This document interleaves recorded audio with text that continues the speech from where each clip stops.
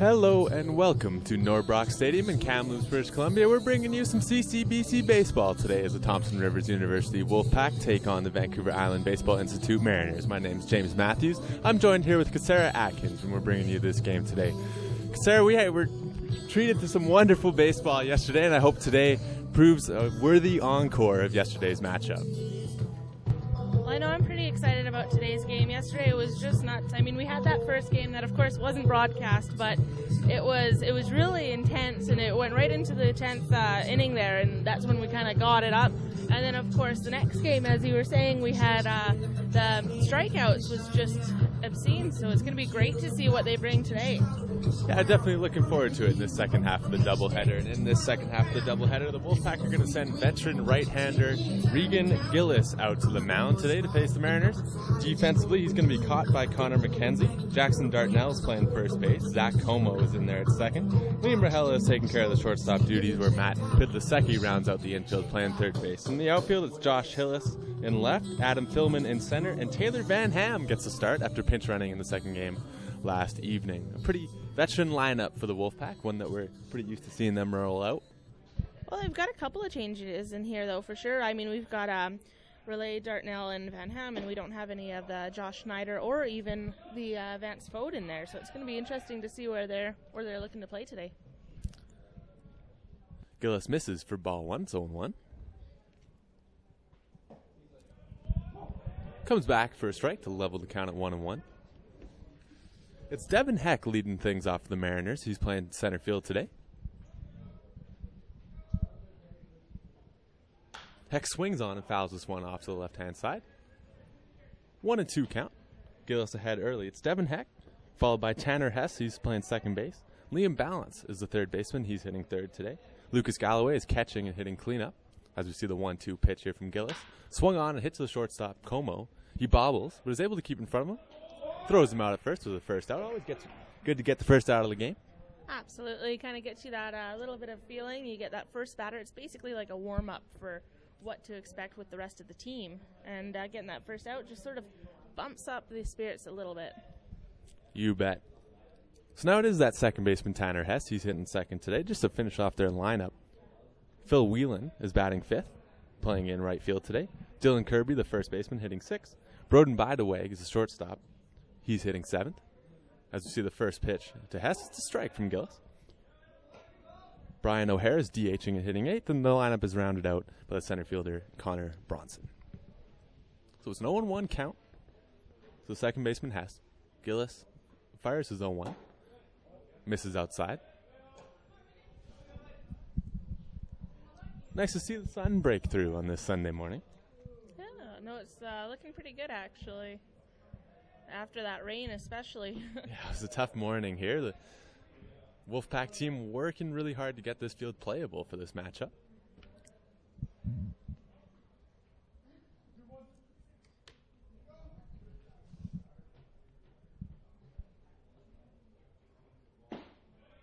Ooh, look at that Gillis strike. paints the corner to make it 2-2. Great pitch there. I don't think Hess was even expecting anything that close. No, it's always good to keep a hitter off balance, especially in a hitter's count like that, 2-1. Yeah.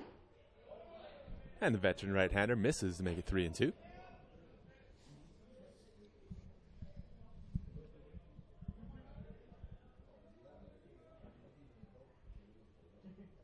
The 3-2 is swung on, picked up by Pidlasecki. He fires across the diamond. That's the second out of the first inning. Regan Gillis doing a good job keeping the ball on the ground early on. It's good to see that infield ready to play and keeping on track. Like they're not sort of getting into the field; they're already there. That always really helps a pitcher. It really helps the mentality when you know your players are ready to play, and always good to get the first two outs. It's going to bring up the third baseman, Liam Balance, for the Mariners. Swung on and fouled off on the left-hand side.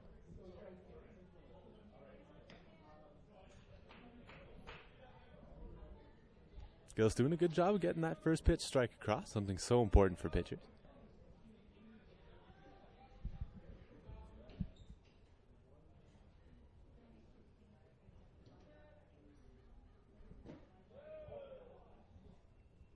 The second pitch to the at-bat is in the dirt. 1-1 count. 2 outs here in the top of the first. Regan Gillis looking for a 1-2-3 inning to start off his ball game.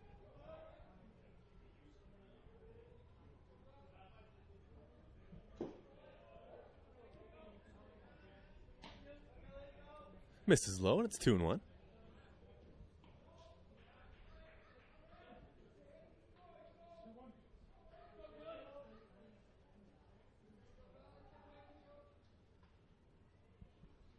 Swung on.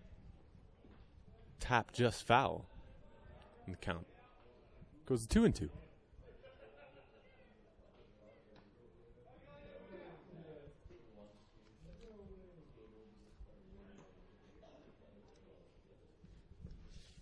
Bounce featuring for the third time in this matchup this weekend between the Mariners and the Wolfpack.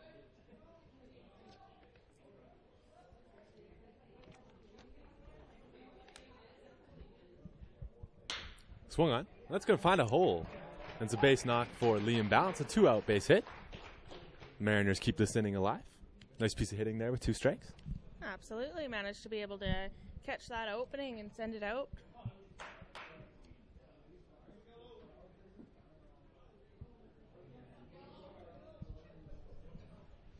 Gil's going to look to bounce back against catcher Lucas Galloway, who's hitting cleanup today as he strolls in for his first at-bat this morning. And Regan Gillis, our pitcher today, number 55, he's actually in his 5th year. He's a trade student in welding. It's good to see that. Always good to see. And it's nice to have a veteran player in the pitching staff, definitely, because a lot of pitchers on any ball club, and to have a veteran guy that you can look to coming in your 1st and 2nd year is so important. And it's great to have guys like Regan Gillis on a ball club. Yeah, and he's got a bit of experience behind him too. It says he played for the WMBL last summer, so with Fort McMurray Trappers. So he's got a little bit of outside experience as well. So he's not just sticking to one team. Yeah, the Wimble is a huge league that anybody can be a part of, and really a high level of play there. So when you see a guy playing for a Wimble team, it really proves that he's a real good competitor and really making the most of his career. Gillis misses with the 0-1 pitch. He's now falling behind 2-0 to the catcher Galloway.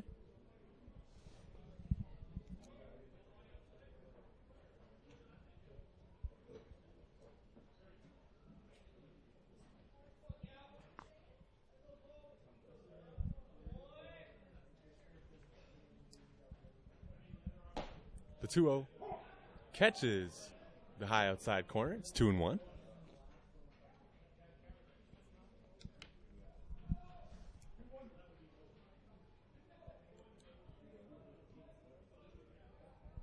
Gillis comes set.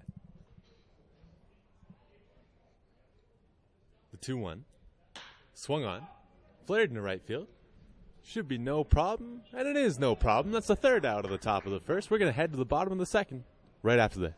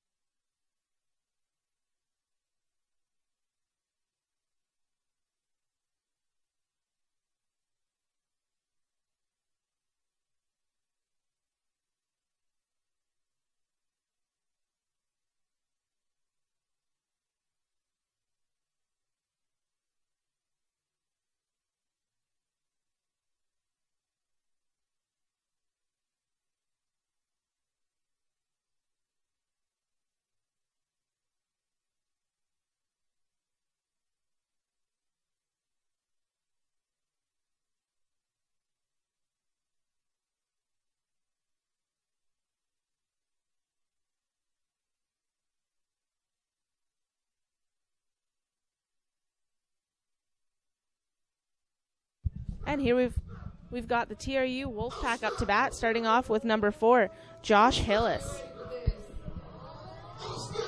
Hillis, the leadoff batter for the Wolfpack. He's done such a good job in that spot for him.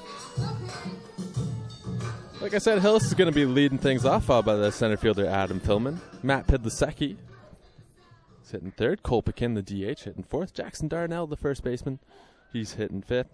Liam Rahela, the shortstop. Taylor Van Hammond, right. And then Connor McKenzie, the catcher, is hitting last for the Wolfpack. And we're sitting at 1 strike. Oh, and strike 2.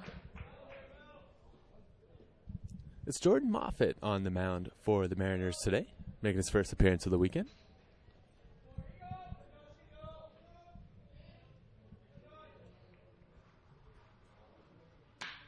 Ooh, look at that, and that ball makes contact to the center field. And it's caught by the center fieldsman for the first out for the TRU Wolfpack. Good swing there by Hillis, but it just hangs up there long enough for the center fielder, Connor Bronson. That one's hauled in for the first out of the first inning. Coming up now, we've got number 21, Adam Pillman, the catcher for your TRU Wolfpack. Defensively for the Mariners, it's Devin Heck in left, Connor Bronson in center, and Phil Whelan in right field. And that's strike 1. Then in the infield, it's Liam Balance playing third, Broden Bideweg at short, Tanner Hess at second, Dylan Kirby at first. Brian O'Hara is DHing today.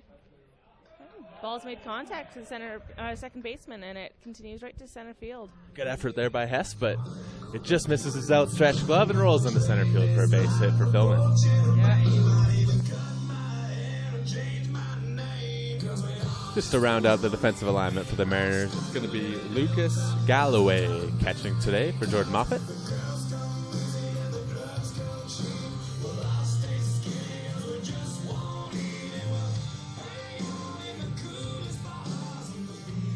And here we have number 11, Matt Pidlasecki, up to bat. He's the third baseman for TRU. And inside for ball 1. See Moffett starting him off there with a breaking pitch, and I think as a batter it's always good to take breaking pitches until you get a strike on you. Try to attack fastballs. Mm-hmm.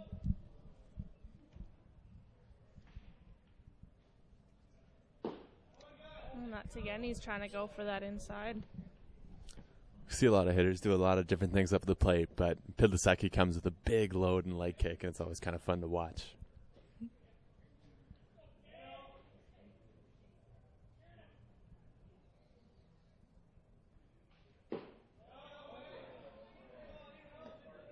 And that's ball 3. We're sitting at a 3-0 with 1 out and runner on first.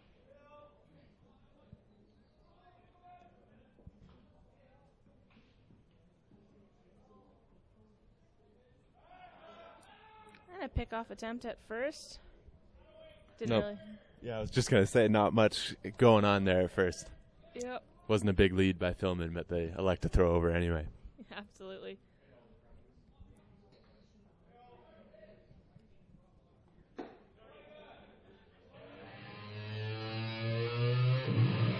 And number 11, Matt Pidlasecki walks to first, sending Adam Pillman over to second. Coming up next, we have number 23, Cole Pekin. This is a big first inning for the Wolfpack. It's a big chance for them to score a run in both ends of the doubleheader yesterday. They were able to secure a run in the bottom half of the first inning, which really gets you off on a good start. So they're going to try to keep that trend going.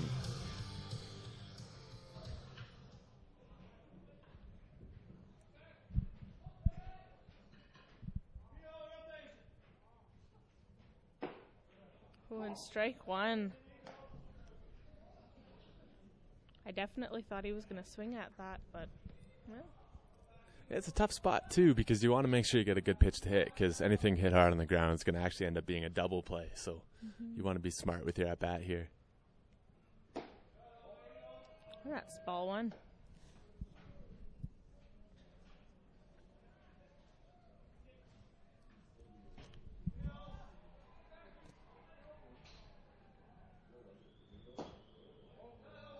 Ball 2. On deck, we've got number 29, Jackson Dartnell, ready to go.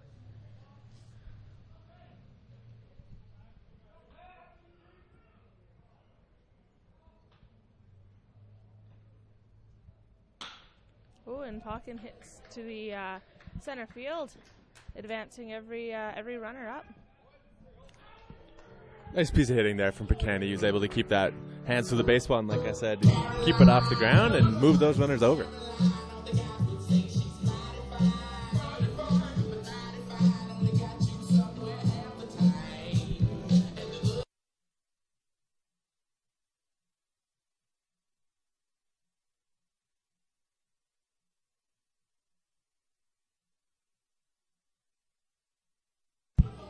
And number 29, Jackson Dartnell, up to bat.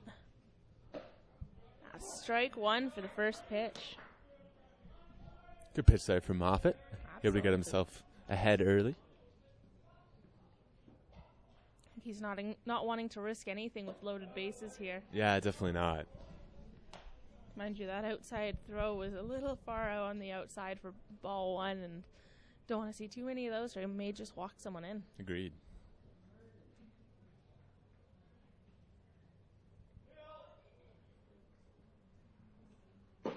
Ooh, and a swing and a miss for strike two. Big swing there from Dartnell. He's got RBIs in mind. Absolutely.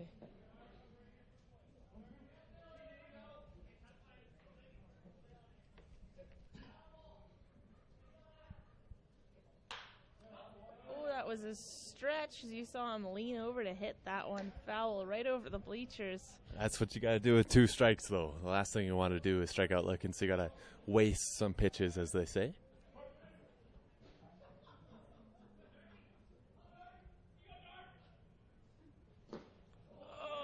That swing and a miss for strike three. Good attempt, but not quite where he needed to be. Yeah, exactly the same as we saw with that previous pitch. Trying just to spoil one with two strikes. A great pitch by Moffitt, and he is in a spot where he can get himself out of this early jam. And now we've got number 9, Liam Relay, coming up, the shortstop for the TRU WolfPack. We're sitting with 2 outs and full loaded bases here, so let's see what he can do. Huge spot for Relay as well. Oh, that was strike one. Tough call there early in the ballgame. Well, you saw the catcher lean over to catch it, but at the same time, it was still across the plate there. Ooh. Oh, and look at that. Third out for the first inning there as the ball makes contact straight to the shortstop. Wolfpack unable to capitalize on an early chance. We'll see what they can do defensively.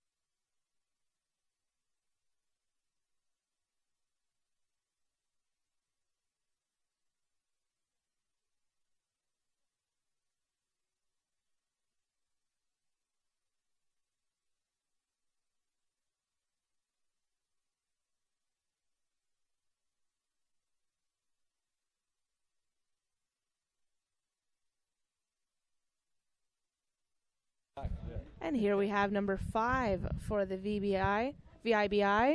It is Phil Whelan up to bat with pitch. Makes contact to the, right past the third baseline into left field. That was a good throw there, or a good hit, sorry. What a throw that was. An absolute cannon from the left fielder, Josh Hillis, and he erases an early base runner, firing up his teammates. That was nuts. Like, you could swear that guy was going to be safe at second. And yeah, I got to cross out what I wrote down in my scorebook. I had a double penciled in. Coming up now, we've got number 3, we've got number 34, Dylan Kirby.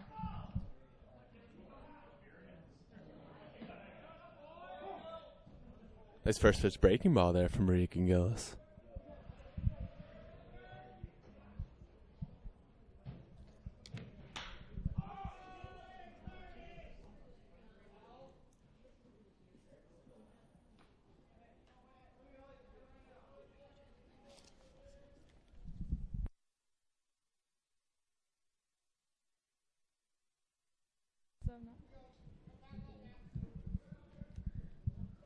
And that's strike 1 for a foul to the right.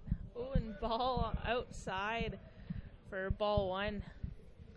It's a good thing they didn't have anybody on the bases. If he had just missed that, could have been a steal. Yeah, you bet. That's a big point of pride for catchers, making sure no balls go to the backstop. Yeah. And made contact to the shortstop. It's throwing to first. And he's safe at first. Almost looked like he went to tag him and missed, I think. Yeah, I did. The throw from the shortstop, Rahela, there just pulled the first baseman off the base, and he tries to, when you're unable to be on the base, try to tag the base runner. But a good 90 there, and it's a base hit. Coming up here, we have number 2, Broden Bidewedge.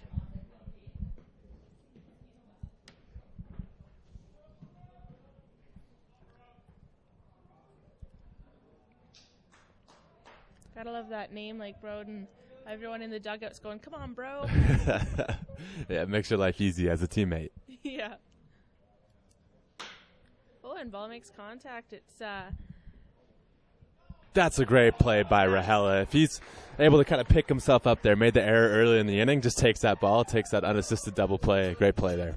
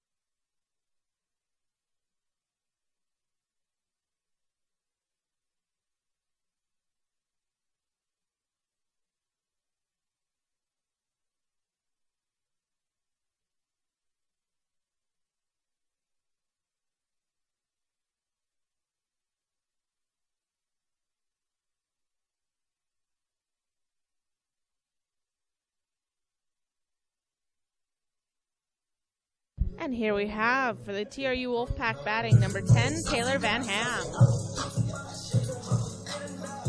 Van Ham getting his first start of the weekend. Appeared as a pinch runner in yesterday's ball game.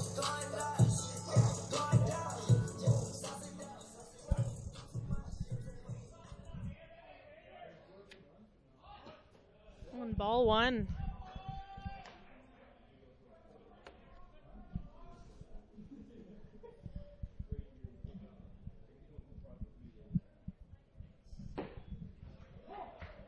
Strike 1.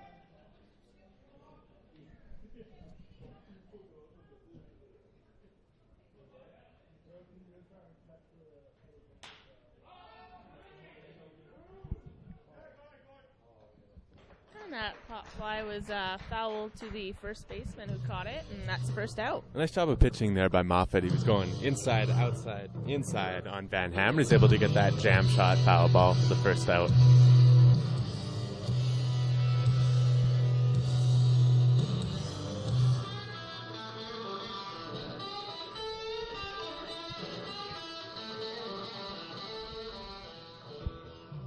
And we have number 20, Connor McKenzie, up to bat for the TRU WolfPack. Strike one.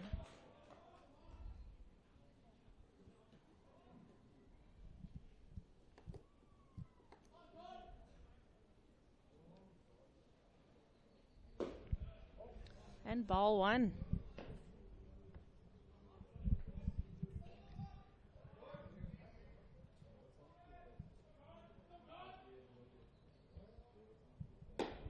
Look at that, ball two, way outside.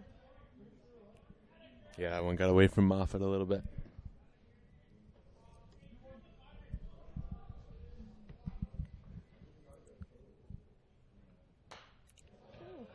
And foul ball straight back.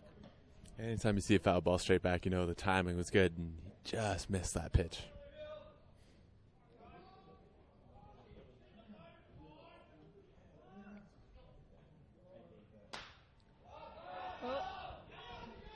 That's a pop fly. Caught by the catcher in the back. And Connor McKenzie's the second out of the second inning. Yeah, always tough duty for catchers to come out of that squat and haul in foul balls, but it was a great play there behind the plate by Galloway to record the second out. Coming up, we have number 27, Zach Como.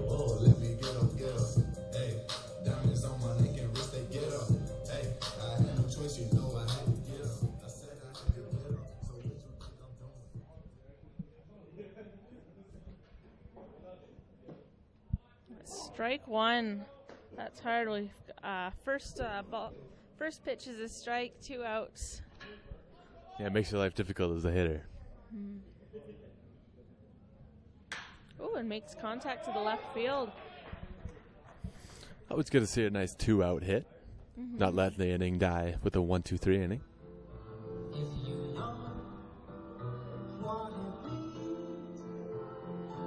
Back to the top of the order, we've got number 4, Josh Hillis.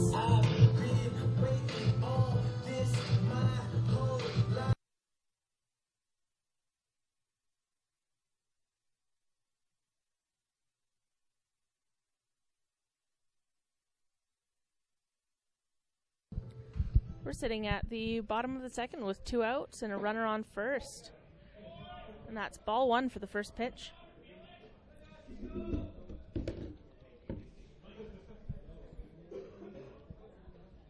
For the first time in this weekend slate of the games, the Wolfpack unable to capitalize in the bottom of the first, seeing what they can do in the bottom of the second. Oh, and strike one. Looked like a change-up to me from Moffat, able to get some movement going away from Josh Hillis and slow that pitch down a little bit. It's a nice pitch. Absolutely.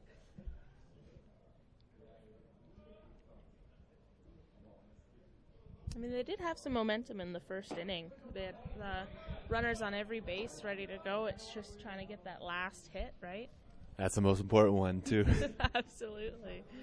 No, you're absolutely right. It's tough to squander an opportunity like that. So let's see if they can make something happen with 2 outs here. Ooh. Josh Hillis makes contact straight into the glove of the right fielder. Yeah, hard hit baseball, but nothing to show for it. Yeah.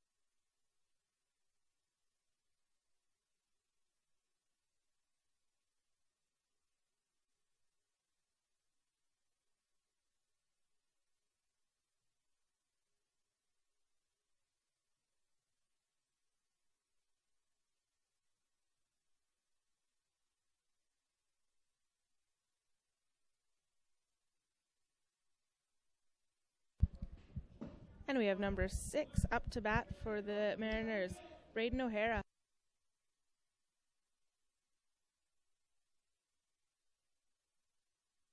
And the first pitch was strike. Second pitch, strike 2, is a swing and a miss.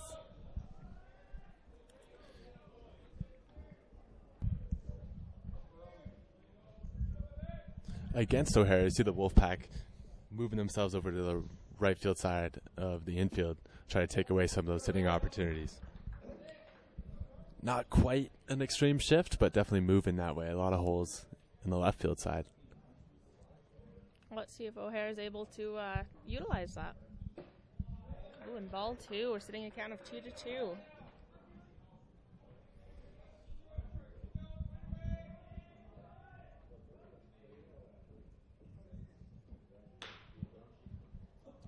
And foul ball.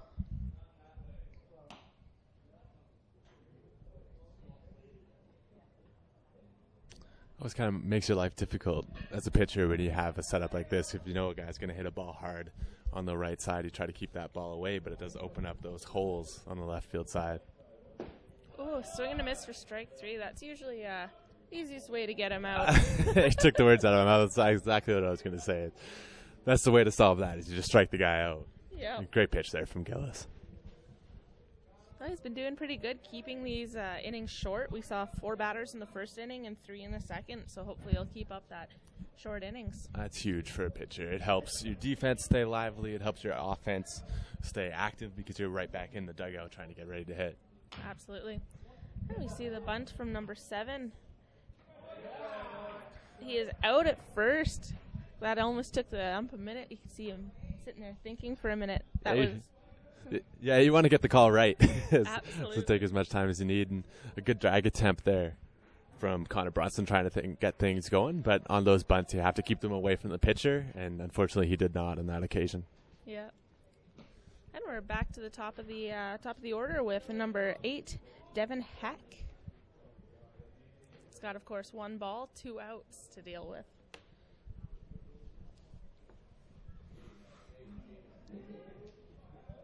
Heck grounded out to the second baseman his first time up. That's ball 2. What are your thoughts on that? Was it a little higher? It seemed like it was fairly straight, just not quite. I actually think it was just a little bit low. A little low, yeah. Yeah, it's got to be above the knees, just like that one. Yeah, that was good for strike 1. Yeah, it's always tough. Every umpire is going to have a different zone, so you got to figure out what he wants to see as a strike. And made contact. Foul left. Oh, and it hit a car. Yeah, it was a sure knock for a vehicle in the parking lot. Oh, that was nuts. You didn't even have to hear the thud. You could just see the the look on the face of the people in the stands. Yeah, I saw some winces for sure. And that's foul to the left. We're sitting at a count of 2-2 with 2 outs. Top of the order, Devin Heck.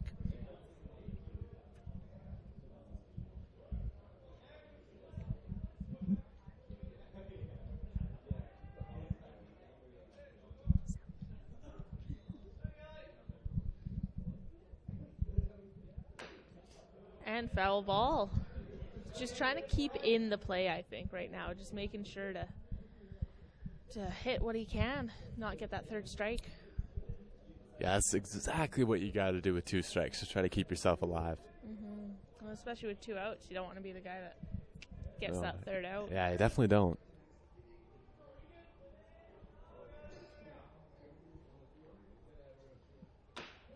Ooh, foul ball. He's hitting him low. That's a good piece of hitting there by Heck to stay alive. Mm-hmm. Not an easy pitch to get some contact on. Oh, and that's ball 3. You can always tell it's a close pitch when a couple defensive players start running off the field, anticipating that punch out for strike 3, but I think that one was a little bit outside. Yeah. So full count, 2 outs. Oh.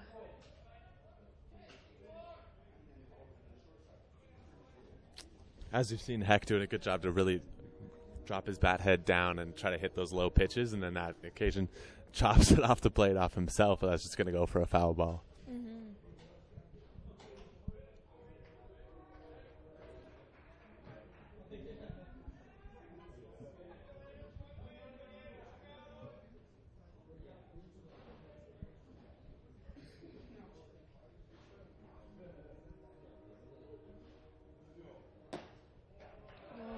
was a close one.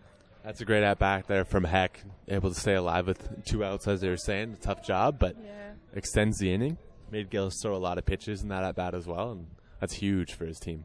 No, definitely. And that's coming up now. We've got number 19, Tanner Hess.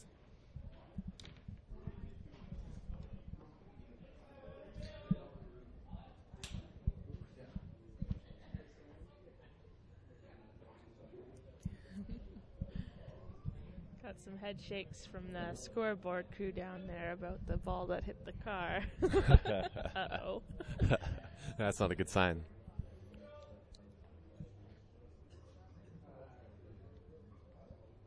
And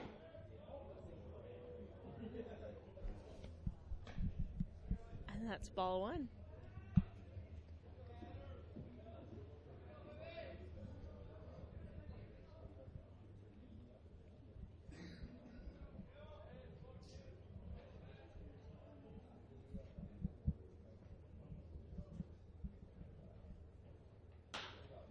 Ball makes contact high to the center field. Oh, caught by the left or right fielder. Good job there by Taylor Van Ham to take charge, and that'll do it for the top of the 3rd.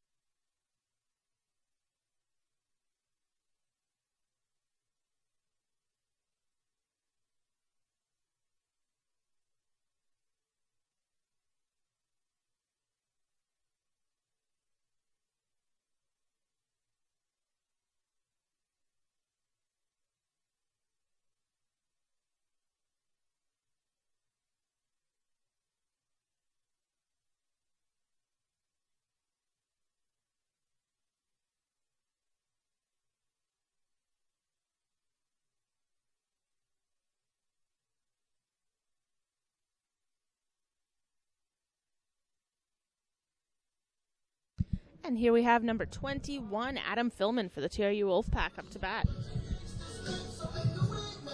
Had a base knock his first time up, so he's looking to make himself 2 for 2 in the ball game this morning. Never feels right to say this morning. Baseball is an afternoon and evening sport. It's an early start, but the VI obviously has to get back on the ferry this evening. Yeah, well, and especially after their late game last night, too. Yeah, it's a quick turnaround. Yeah, so the ball makes contact. Oh, and we got a triangle setting up there as the center fieldman and the shortstop both attempt to get there, but don't quite make it, so Adam Philman safely makes it to first. Yeah, that's exactly right. That ball just hung up long enough for Philman to record a second base hit of today's ball game. And here we have number 11, Matt Pidalesek. Excuse me.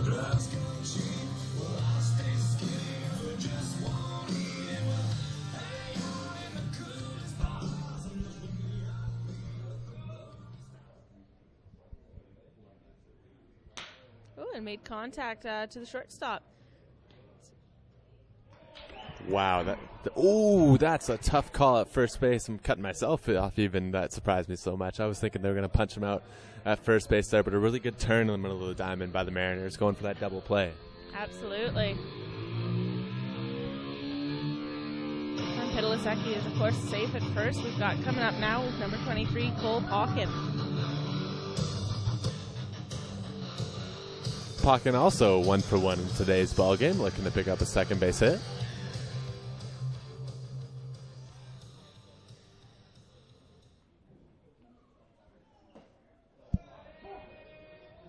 And that's strike 1. Didn't even see that one thrown right away. That was quick. Well, the defense loves it when a pitcher works quick.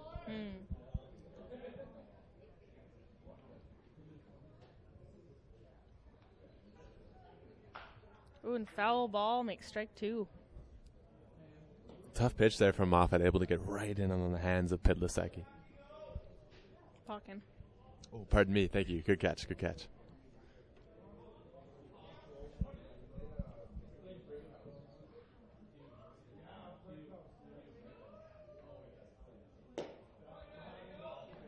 That's ball one.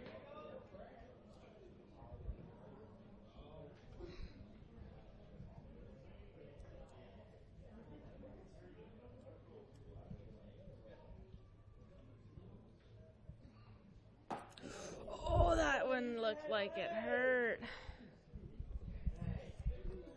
Always scary when that happens. Pawkin's going to take a second here.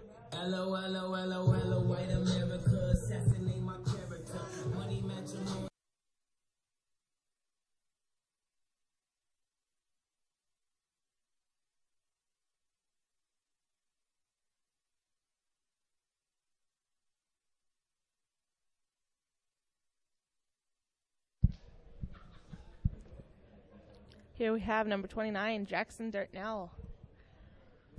I think, sorry, we're going to take a second just to look at Cole Pekin. Unfortunately, he hit that one right off the back of his head, and he seemed fine coming out of the batter's box, but had to take a second on his way to first. You see head coach Ray Chadwick over there having a chat with him, making sure he's all right, especially with what's going on these days with the concussions and everything. You want to make sure he's all right. Yeah, make sure he's ready to go and not going to have any issues getting the rest of the play. You bet. I think he just asked him how many fingers am I holding up and waved 4 of them randomly. Yeah, I was going to say that. It's not an easy answer at the best of times. Yeah. But he's looking all right, staying on first base. Real trooper, ready to go. Yeah, good to see him stay in the ball game.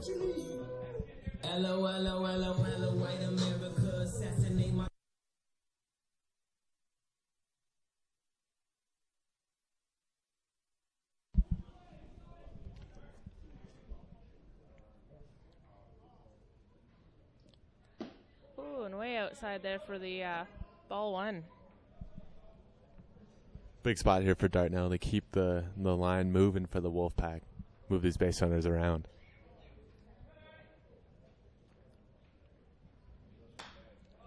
Foul ball.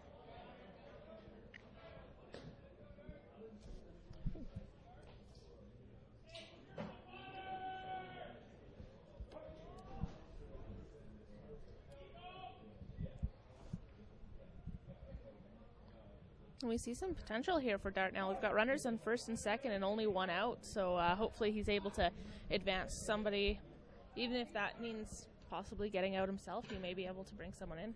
Yeah, you bet. Another big spot here for the Wolfpack.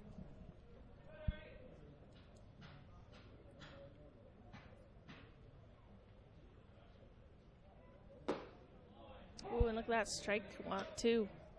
Nice pitch there from Moffat, able to come back and take control of this count.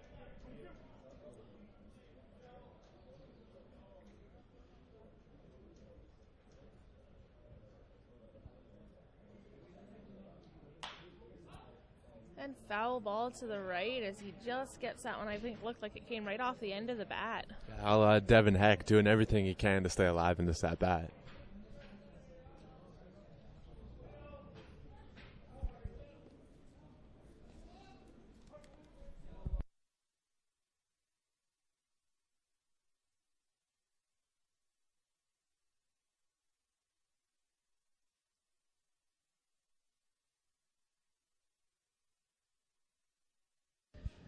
And we're sitting at a count of 2 balls, 2 strikes, 1 out, and runners on first and second. Of course, in the bottom of the third. Oh, and made contact right in between the right field and center field. Look at that. We may even see a run in here. Oh, and he made a double. We got 2 runners in. Look at that. That is from number 29, Jackson Dartnell. That's a great piece of hitting from Jackson Dartnell. We were talking about him just moving some runners over, and he does everything better than that. He drives all those base runners in, does a great job staying within that baseball, hitting that one to the opposite field gap, and he's able to score a pair of base runners. Yeah, that was wonderful, and good running on the other 2 too. I mean, like that second baseman, like first and second there, they were able to get right behind each other. So 2 runs right at the same time. You got to be quick for that. Yeah, Cole Pekin over there at first got a great jump on that. Was able to score. He gets a better sight line than the base runner ahead of him, so that's why they got so close. But all's good. Yeah.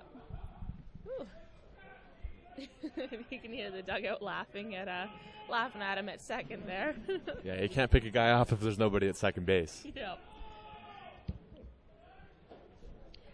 And, of course, number 9, we have Liam Relay up to bat. And that's strike 1.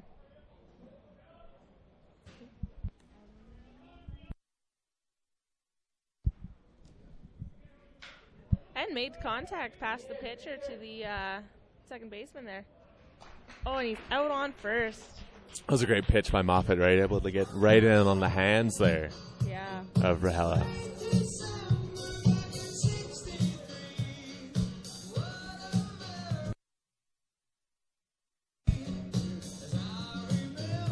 But I think what we missed too is looks like Dartnell managed to sneak over to third base there, so hopefully we'll see that third run come in. Yeah, you bet. Still need a base hit to drive him in with 2 out, but it's always good to see him 90 feet closer. Absolutely. And of course number 10, Taylor Van Ham up to bat. Ooh, and hits high one out to center right field. Caught by the right fielder. That's the third out for the bottom of the third. We've got a score now of 2 for your TRU Wolfpack and 0 for the Mariners.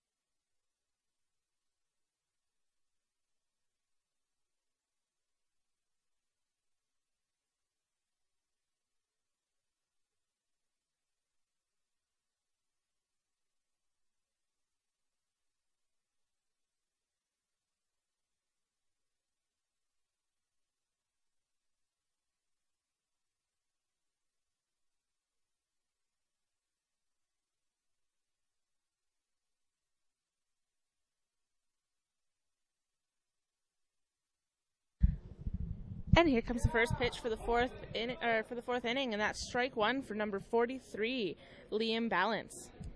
Regan Gillis there working backwards, starting him off with a curveball.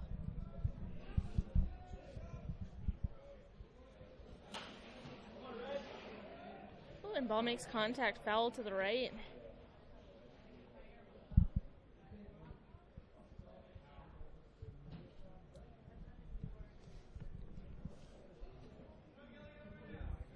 It's always exciting right after a 2-run inning. Oh, there we are, and ground ball to the left field.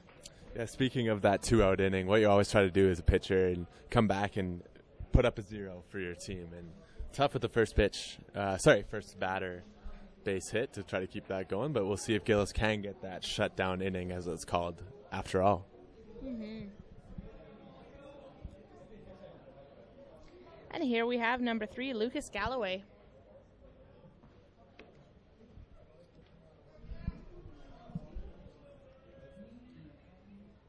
Ooh, and outside for ball 1. That's not a bad spot to miss, though. Galloway isn't going to do any damage out there. Well, I guess after that first batter, too, giving him the strike right off the bat, that might have been what Galloway was expecting, and he thought, hey, let's try it, mix it up. And look at that, straight back to the exact same place that Balance sent to the left field there. It's runners advance 90 feet. We've got runners. Deja vu all over again. There's another base hit for the Mariners, who have something cooking here in the top of the fourth.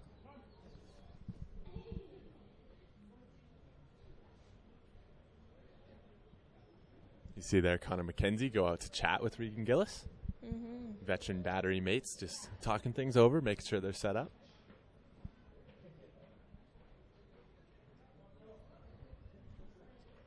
They don't want to get that 2 runs in and lose their lead. That's exactly it. Another thing that's kind of difficult for the pitcher-catcher communication is when there's a runner on second, sometimes that base runner can relay the signs back to the hitter. So when there's a runner on second, you'll change up your signs. So the easiest way to do that is just to have a conversation instead and talk about what pitch you want to throw. Yeah. And here we are with number 5, Phil Whelan.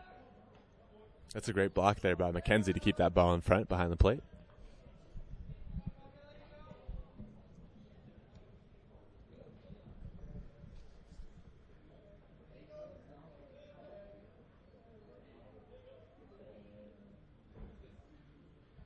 See what the Mariners elect to do here with runners at first and second. You see the first baseman there in on the grass, anticipating some sort of bunt play or a hit and run or something. Ooh, and foul ball. Nice pitch there by Gillis.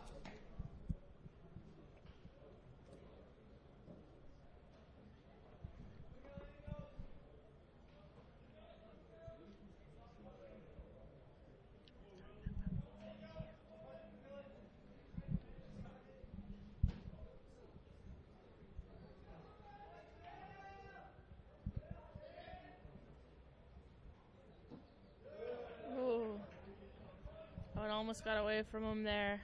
Yeah, great piece of catching there by McKenzie. Count is 2 balls, 1 strike.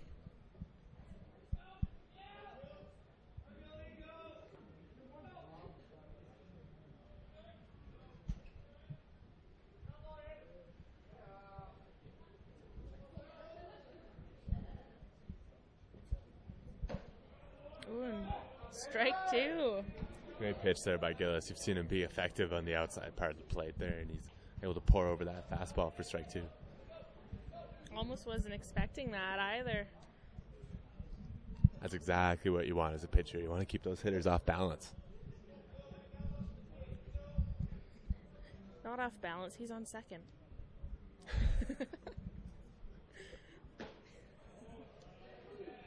Sorry, a little joke there. Balance. Oh, that's allowed. One of the runners, yeah. And we're sitting at a full count, no outs, runners on first and second.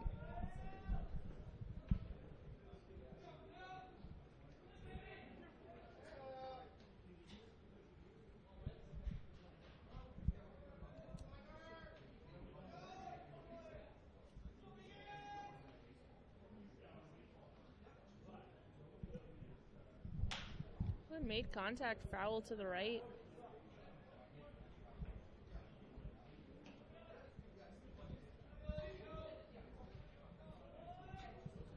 Phil Whelan doing a good job to keep this rally alive for the Mariners, not going down without a fight.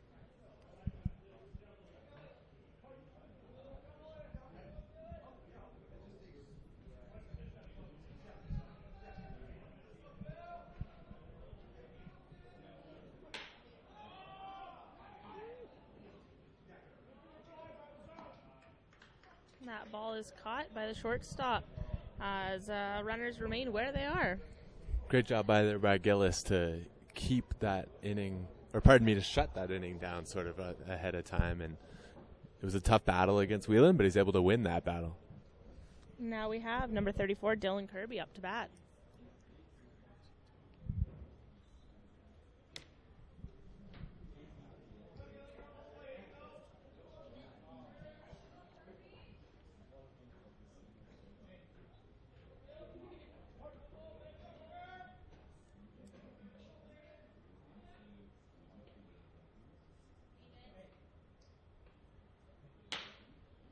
Ball makes contact to the second. Oh, and he fumbles it. No! Oh, man. That's tough for Rel. It just ends up sneaking right underneath his glove. That's going to be an error on the shortstop. Absolutely, and that brings in a runner.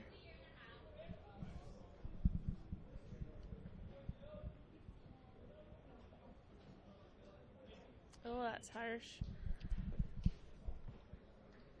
That is a tough one, but he's probably out there wanting that next one to make the next play here. Absolutely, and we've got number 2, Broden by the wedge.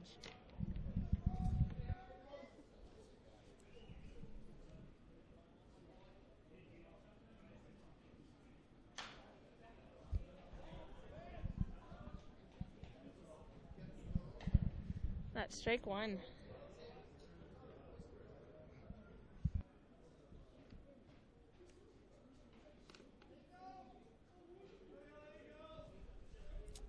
See, by the wedge taking a second. I think that ball came off the end of his bat, and on a day like today, that one's going to shake your hands up a little bit. Just taking him an extra second to get back in the batter's box here.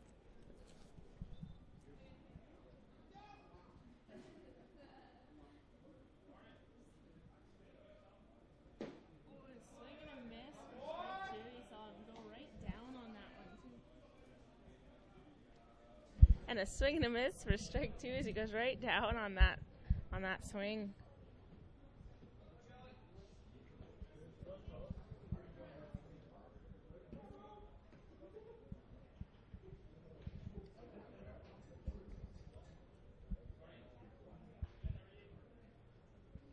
Got 1 out, runners on first and second. Starting to feel like a repeat of the bottom of the 3rd. Yeah, it is very similar. Ooh, and ball high outside. Not a bad spot to miss if you're Regan Gillis.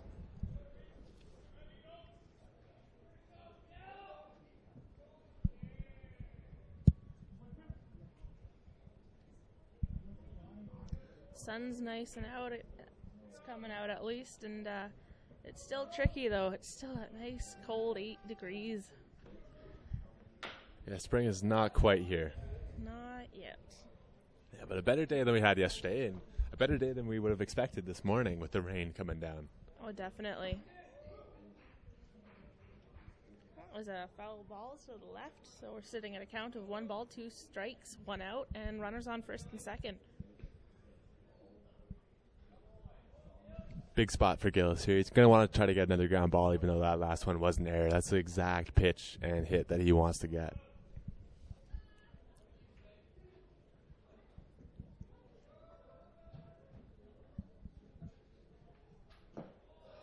Oh, that one came in fast.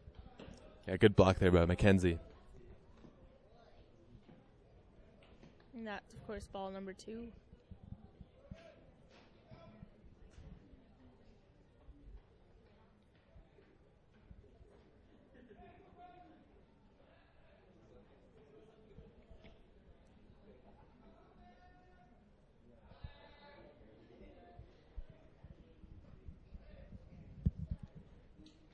Gillis keeping the base runner honest there.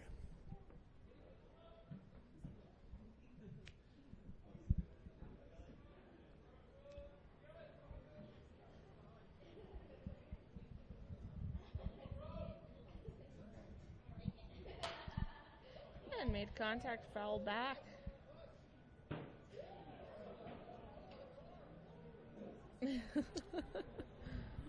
Ouch. Well, it looks like something happened to Badaweg on that swing. Ooh.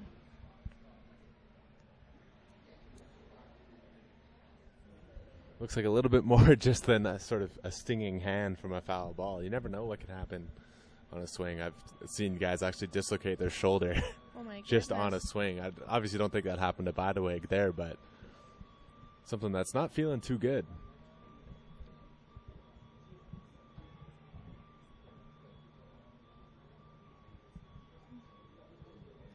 He's laughing about it with his coach there.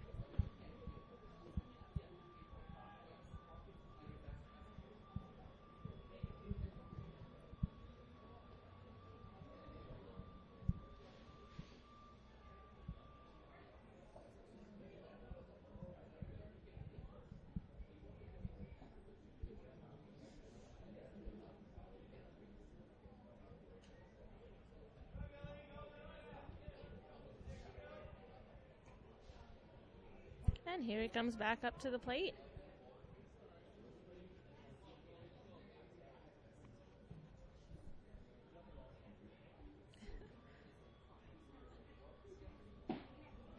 Oh, that's a great pitch by Gillis there. It's a strike if you ask me, but it doesn't really matter what I think.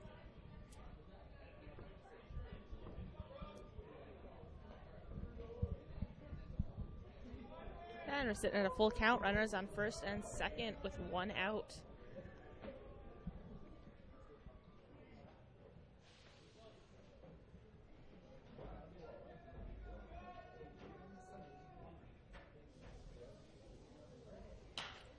Great pitch there. Caught by the first base. That makes the second out. Runners remain on first and second.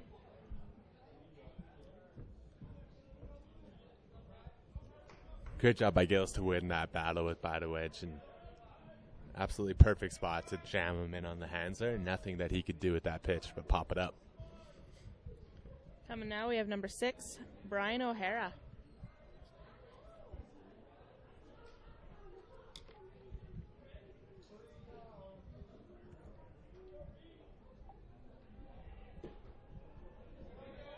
O'Hara is Gillis' only strikeout victim of the afternoon thus far, so we'll see if he makes it 2 on the day.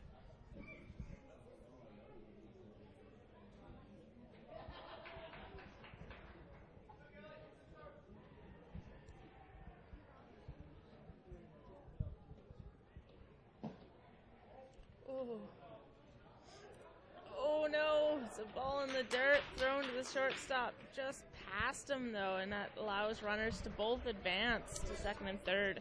That's a tough decision by McKenzie. Obviously, the base runner there took some huge steps off second. He did leave that opportunity open, but I think with 2 out, if you're a catcher, you just got to hold on to that baseball and don't throw it with the risk of that happening, throwing it into center field. Yeah.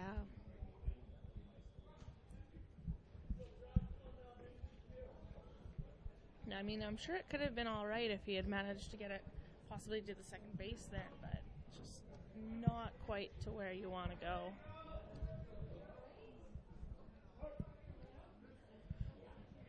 We're sitting at a count of 1 ball, 1 strike, 2 outs. That's ball 2.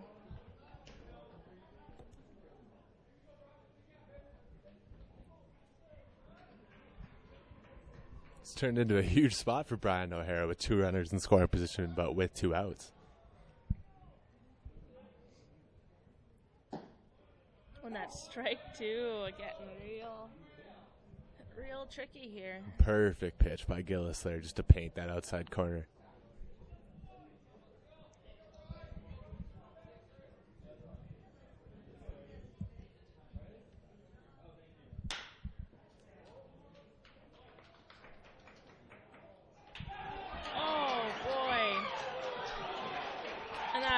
Brings in 2 runners with an error on the first baser as he grabs the ball and then drops it. That was an absolutely tremendous play by Zach Como there at second base, but unfortunately that ball is in and out of Jackson Dartnell's glove there at first base, and it all goes for naught. And just like that, the Mariners have taken the lead. Got now number 7, Connor Bronson.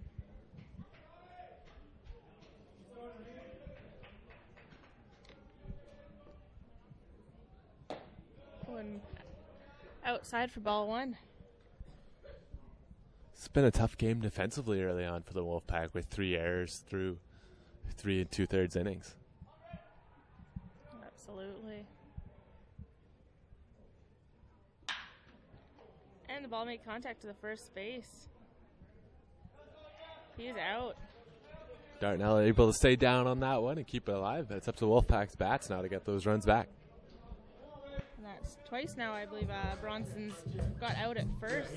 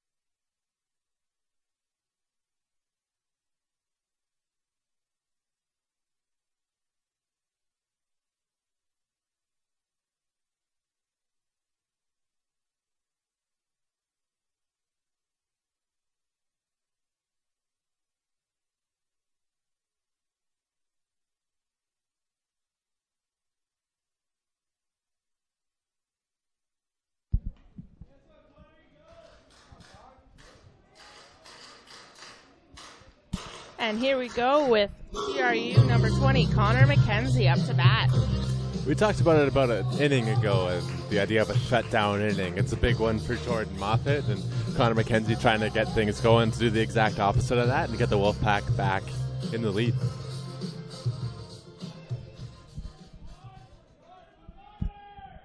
And here's the first pitch, makes contact past the shortstop into the left field as he safely makes it to first, decides whether or not he's going to run to second. We always want to do round that base with a little bit of vigor just in case some adventure happens to the left fielder there. But that's exactly what you want to do if you can jump on that first pitch. Don't wait around for anything and try to get a big inning started for your offense. Absolutely. And coming up now we have number 27, Zach Como. Let's see if he can bring that momentum that Connor McKenzie just gave.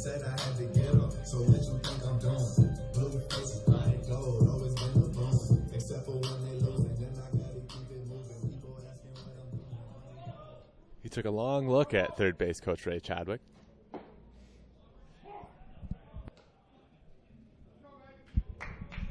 That's strike one for the first pitch.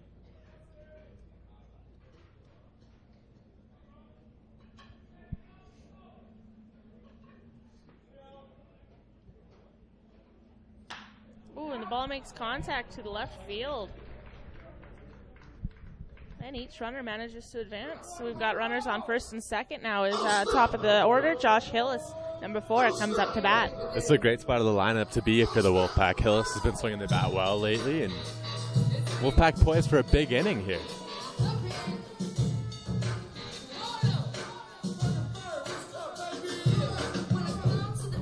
This is exactly what we saw last inning for the Mariners, too. A pair of base hits to left field, leading to 3 runs. So we'll see if the Wolfpack can replicate that in the bottom half.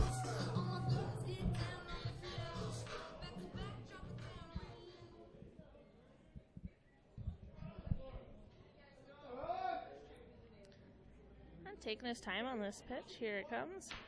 That's a bunt. Nice bunt. Yeah. He's out at first, but both runners advance to second and third as number 21, Adam Philman, comes up to bat. When you're sacrificing yourself, what you want to do is get it done on the first pitch. You don't want to stretch yourself out, and his teammates are going to love that one. A great sacrifice bunt from Josh Hillis.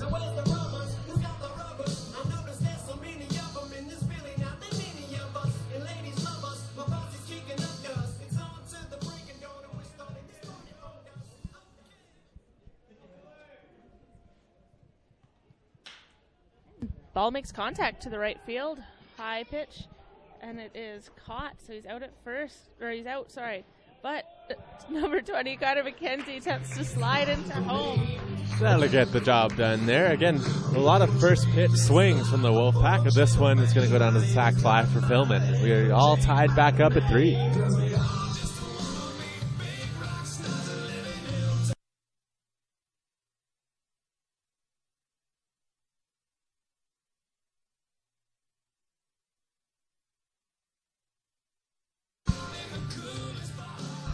And here we have number 11, Matt Pidelisecki.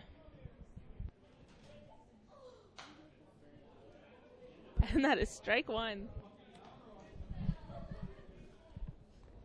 Big spot for Pidelisecki here, trying to drive in a run in scoring position, but with 2 out.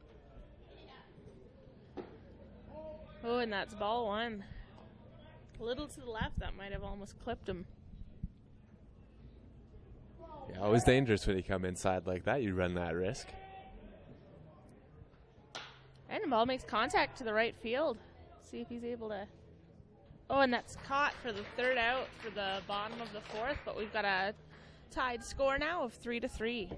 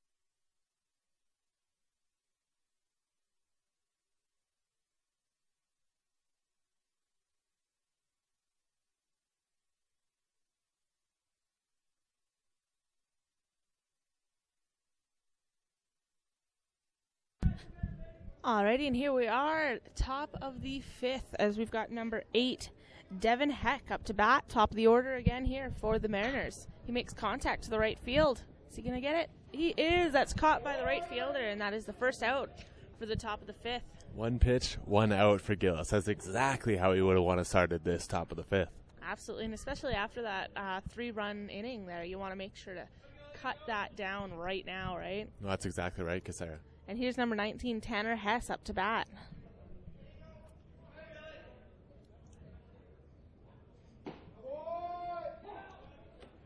That's ball 1, strike 1.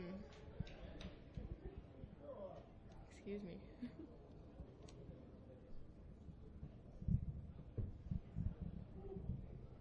Oh, and that's strike 2. Look at that. Getting him right off the bat. Wants to make sure to get that out as soon as he can. Yeah, it's definitely early on, but Gillis is looking fantastic in this inning so far. And ball makes contact to the third baseman, who fumbles it past the second baseman, who also fumbles, and into left field. Runner is safe at first. Yeah, that's a tough one there. You want to see a bit of communication between the third baseman and the shortstop there, and I think that's what attributed to that ball going in the outfield. One of those two has to take charge. They kind of ran across each other. Yep. And now we've got number 43, Liam Balance, up to bat with a runner on first and one out for the top of the 5th. And again, that's the 4th error of the day for the Wolfpack. Yeah. We're having a bit of a tough time defensively so far.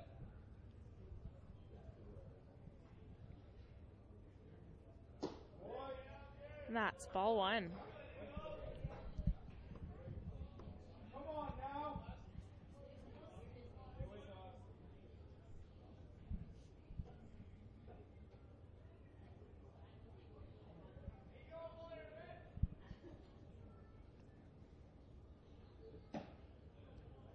Strike 1.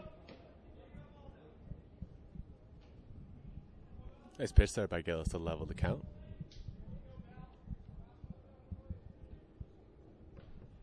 We got the runner and the first baseman sitting there chatting it up. Could be former friends. You usually see that in the CCBC. Sometimes high school teammates go to different teams here in this conference. Yeah, absolutely. They seem to be chatting, having a good time. It's always good to chat with them if something like that's going to happen. You don't want them thinking about anything but their conversation. Yeah. Keep them off balance.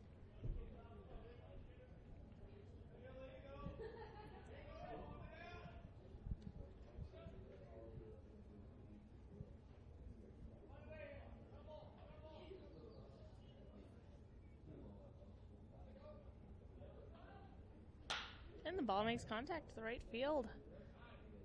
Oh, it's a foul ball. It's close, though. Yeah, Van Ham was not going to get there, so it's always better when that ball falls foul.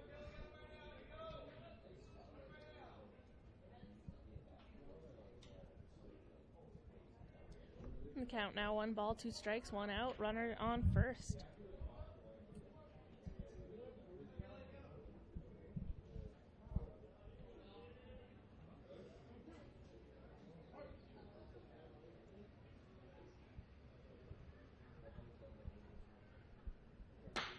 Ball makes contact to the center left field. Very nice piece of hitting there by Liam Bounce. Down 2 strikes, but was able to shorten up his swing and just poke a little single into center field. Absolutely. Here we have number 3, Lucas Galloway, up to bat.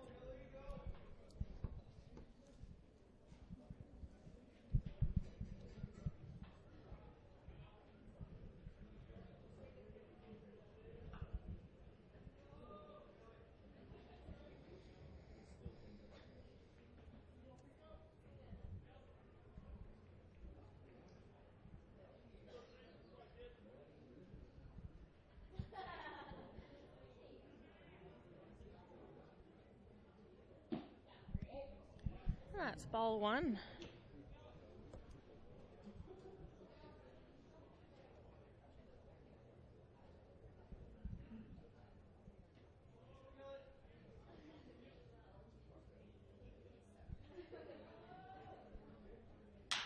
Ball makes contact to the pitcher, throws to second, throws to first, and look at that double play. That was an awesome play. What a play that was by the Wolfpack. Fantastic to get themselves out of that inning unscathed.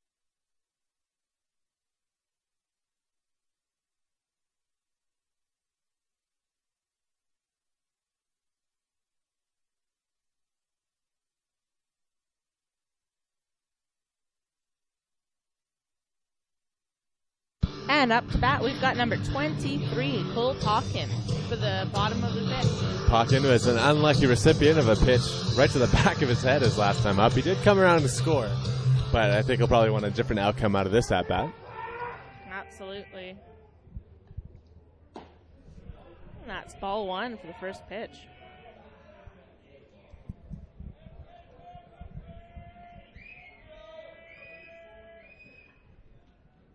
And made contact to the center left field, looking good. Right to the back of the fence there. This is coming in for the double. That's a pretty good way to get revenge on a pitch that hits you in the back of the head. Just a rope, a double in the left center field gap. That's a great swing by Pocket.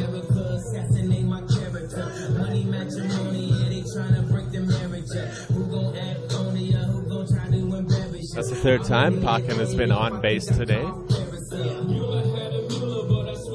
And here we have number 29, Jackson Dartnell, who of course got 2 runs last bat. Biggest swing in this ball game thus far. Let's see what he can do for an encore here.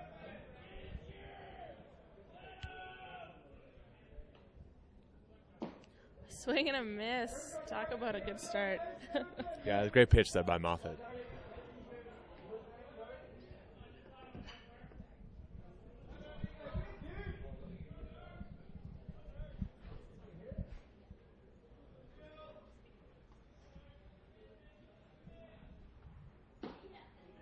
Strike one.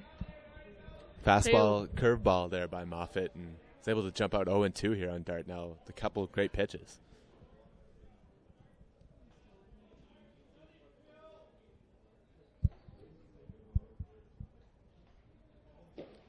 Oh, and that slide into the outside ball by the catcher there means ball one. Nice job there by Galloway.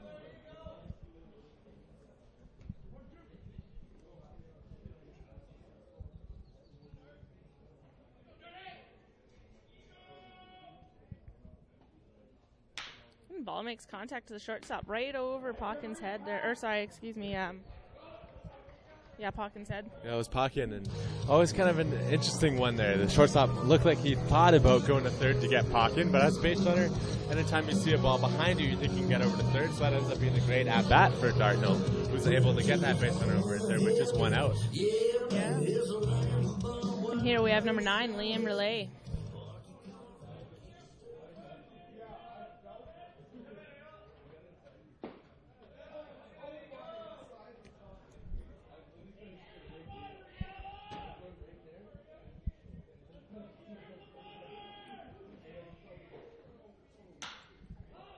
Ball makes contact to the center left field. Very high, though.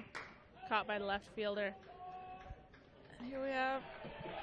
There you are. That is Pawkin in for a run at home there. Great job by Riel. He's able to launch that ball in the left field deep enough to score a run, and it's going to go down as a sac fly and an RBI for the shortstop.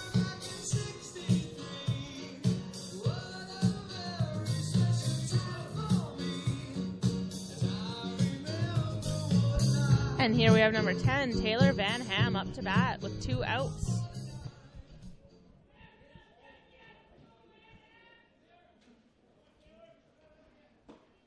Oh, strike one. Looked like he went to swing, changed his mind, and maybe he should have for that one.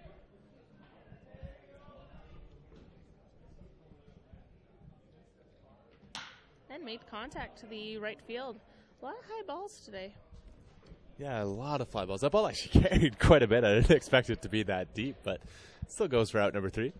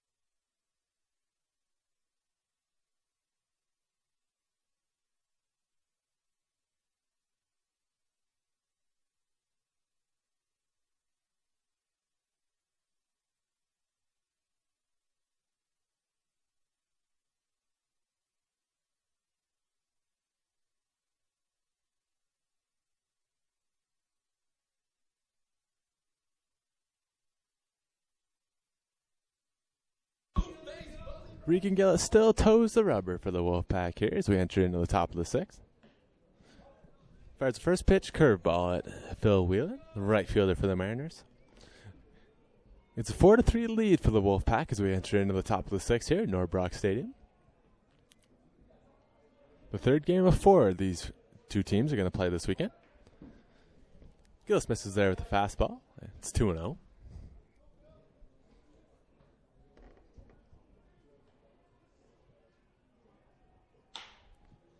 Well, it's going to be rolled over to third baseman Pedlasecki. Fired across the diamond. There's out number 1.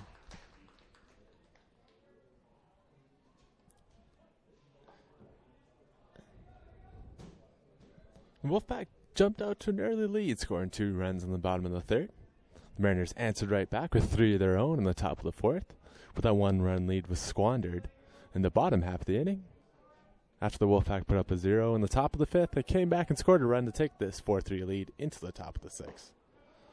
Gillis again going first pitch curveball, this time a strike. It's the batter Dylan Kirby. This was a fastball this time, and that one is unable to be corralled there by Josh over there at first. Pardon me, Jackson Dartnell. See how this one's scored. Dartnell also seeing how that one's going to be scored, looking out at the scoreboard there. They are going to charge him with an error, the 5th of the ball game here for the Wolfpack, who continue to kind of struggle defensively in this game.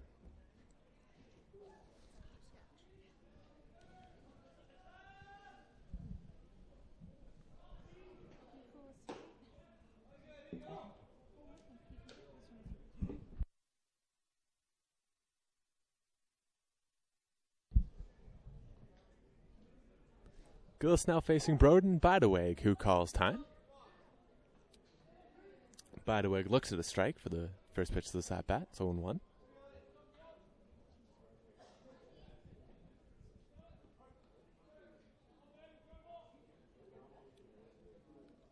Gillis looks in, gets a sign. Delivers the 0-1. There's a swung on right back up the middle. It's going to be another base hit for the Mariners, who are threatening here in the top of the sixth with a pair of base runners.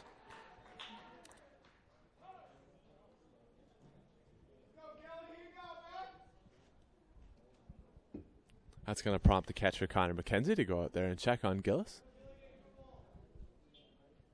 Seen some action in the Wolfpack bullpen, so we'll see just how much longer Gillis has left in this ballgame.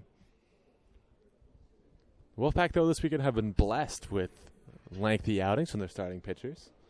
Both Tyler Hodder and Tyler Muskalik worked into the 9th inning, with Muskalik picking up the complete game.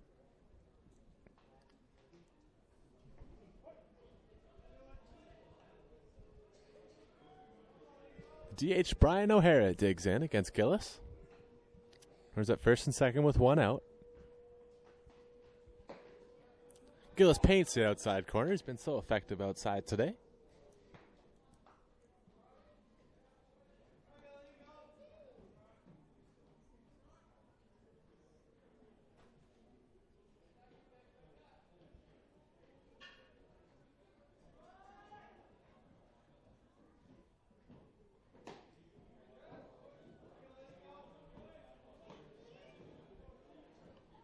Gillis misses outside, and the count goes to 1-1.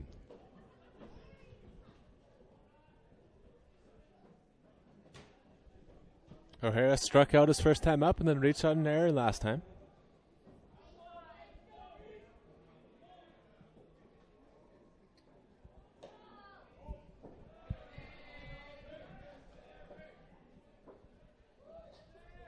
Gillis now misses outside again for ball number 2. 2-1 hitters count here for O'Hara.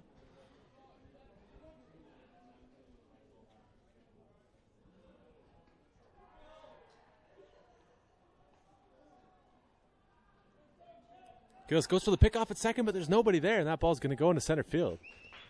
Both runners are going to advance 90 feet. Now it's a real dangerous spot here for the Mariners. Try to capitalize on that error from the pitcher Gillis. Looks like the daylight play was on there, but he fortunately throws that ball to the shortstop side of second base and ends up all the way out in the center field. So again, it's a 2-1 count here to Brian O'Hara, now with 2 runners in scoring position.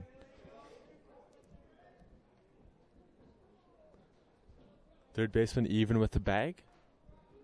First baseman just a step off the grass. Shortstop playing up the middle, the guard on the pickoff move. This one's going to be swung on through that brought in infield. A great play there by Como, but nobody's home at first. That's going to be a run for the Mariners. Dartnell had come in on that play trying to cut that run off, and unfortunately that was hit too hard for him. The deflection was hauled in by Como. A great job to save a run there, as the VIU base runner was only able to move 90 feet.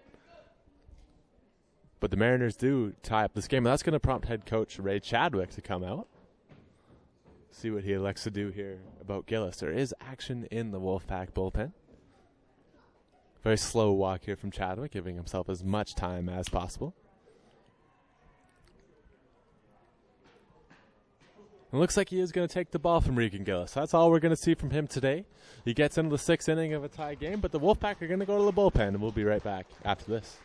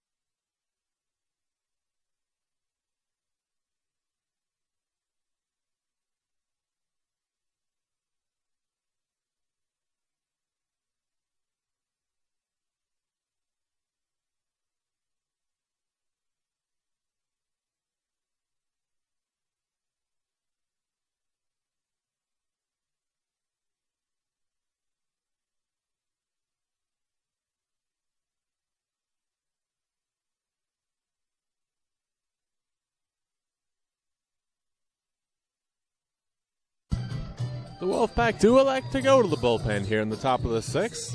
And it's going to be a left-hander out of Moses Lake, Josh Schneider, taking over. Working double duty this weekend as he's playing first base for the Wolfpack yesterday.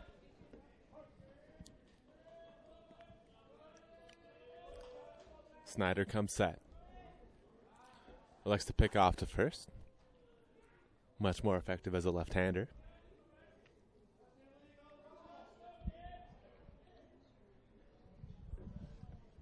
It's good to see Snyder out pitching more this year. Definitely off of first base and into the pit. Yeah, those two-way players, as they're called, are so effective for a ball club, able to do so many things. Yeah. It looks like the Mariners had some sort of play going on there that goes for naught, or maybe just an aggressive lead off third base, but you could see the wheel spinning in the Mariners dugout. A lot of signs coming from the third base coach. Absolutely.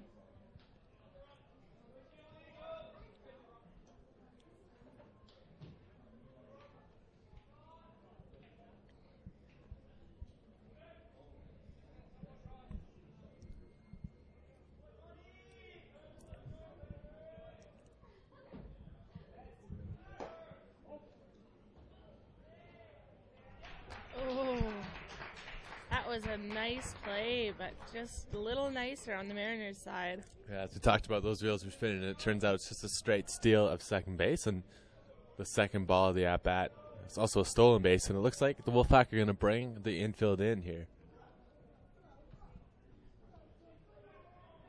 Try to cut off this run.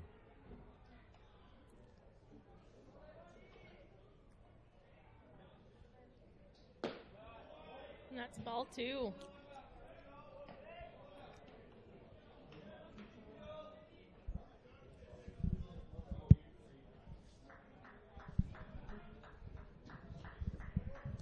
Big, tough spot here for Josh Snyder.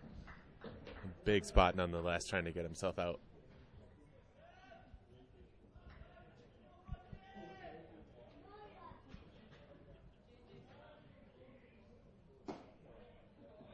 That's strike 1. That's a bold play. He goes with the curveball, 3-0. Most pitchers elect just to get that fastball over, but you can see he's confident in his curveball if he's going to spin it over on 3-0, and that was a great pitch.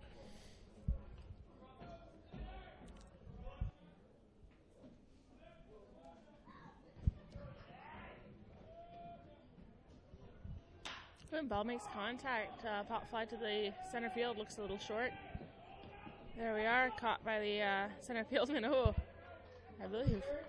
Yeah, that was filming out there in center. Yeah. We did have some rain this morning, so we're going to chalk that one up to that, but Philman absolutely wipes out, but that's all good because that ball was too shallow for them to score. Great pitch by Josh Snyder. There's the second out of the inning.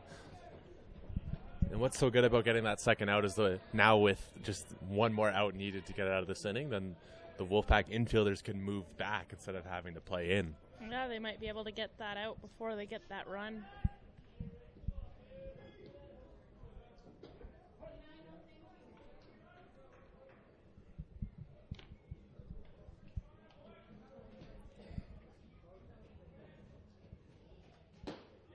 And that's strike 1. Nice pitch by Snyder, catching the outside corner.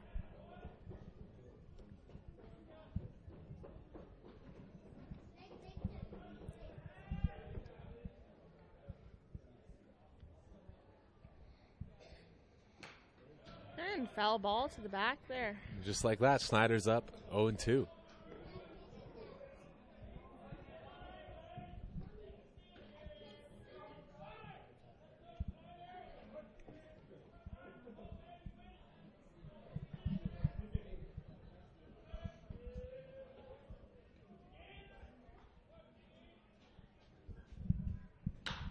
And contact made to the right field.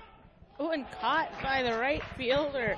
That's number 10, Taylor Van Ham, for the third out. What a great job there by Snyder. He's able to come on in and stop any sort of damage, and this game's just going to go tied in the bottom of the sixth.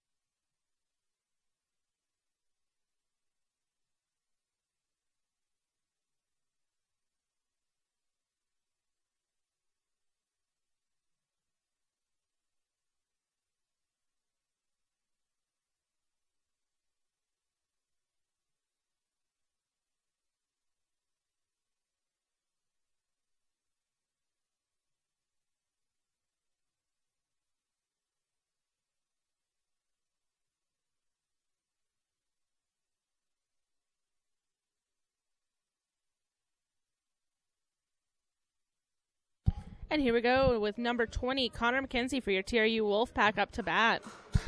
Mackenzie's going to be leading things off against the Mariners bullpen. They elect to go and bring in Matt Johnson, who is also a two-way player. We were seeing him DH in last night's ball game, and now he takes over on the mound, relieving Jordan Moffett, as the Mariners do the exact opposite of what the Wolfpack did, swap out a left-hander for a right-hander. That's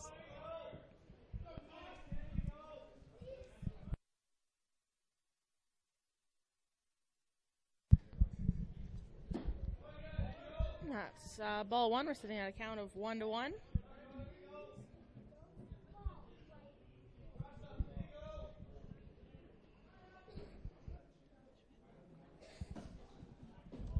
And that's strike two.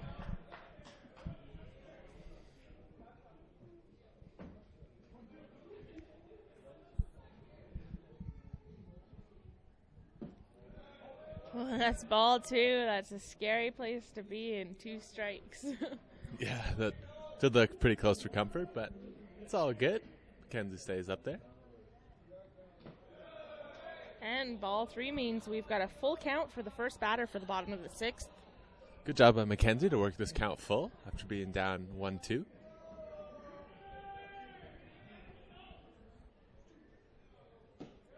Oh.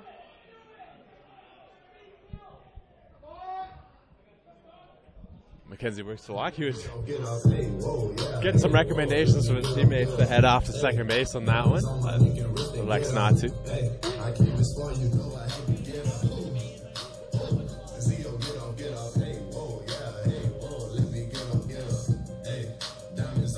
And here we have number 27, Zach Como, coming up to bat. And on deck, we've got top of the order, number 4, Josh Hillis, getting ready.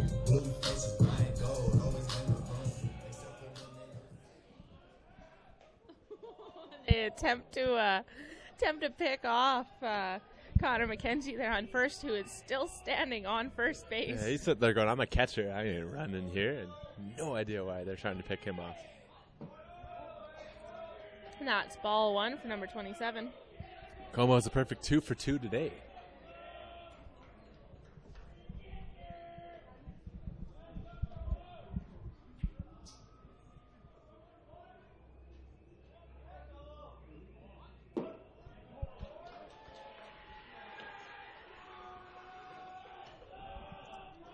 Looks like the bunt is on for Como, but now that he's worked himself into a hitter's 2-0 count, we'll see if head coach Ray Chadwick takes that bunt off.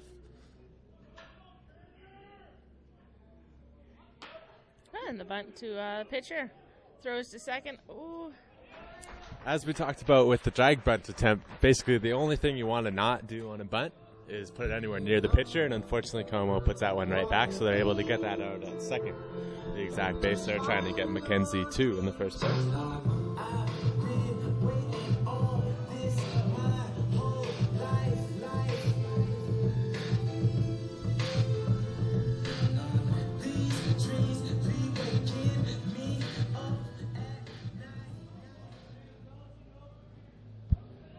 Here we are with Josh Hillis.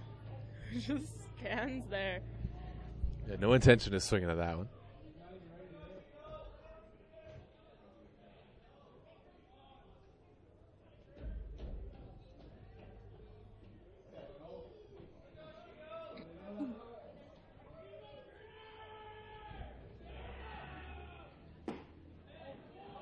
That's ball 2.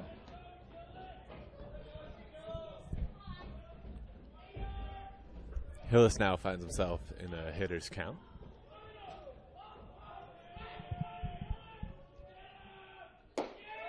Oh, and high inside for ball 3. Johnson falling behind these hitters now.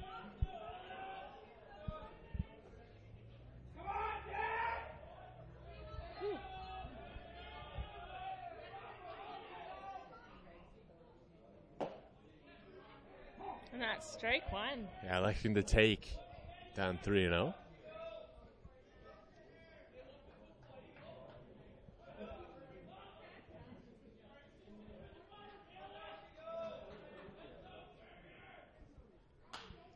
And pop fly back foul.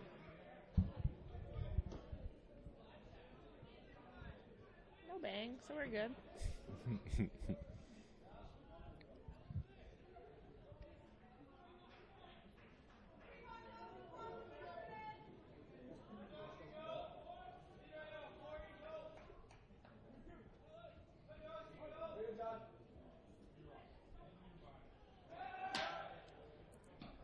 What a play that was. Wow.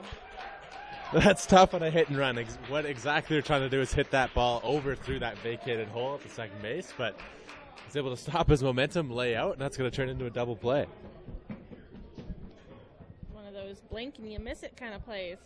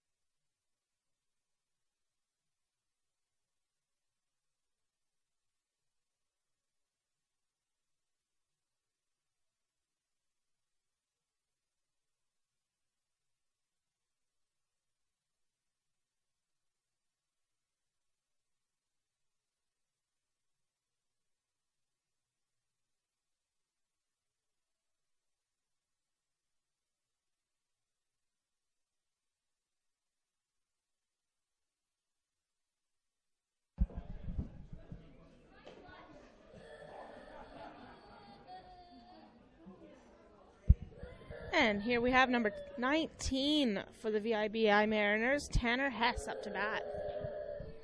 And we saw that first pitch a strike, second pitch here. Ball as it hits him in the shin. Yeah, there's no need for a batter to get out of the way of a pitch, and Hess elects just to let that one hit him in the ankle, and he's going to head off to first.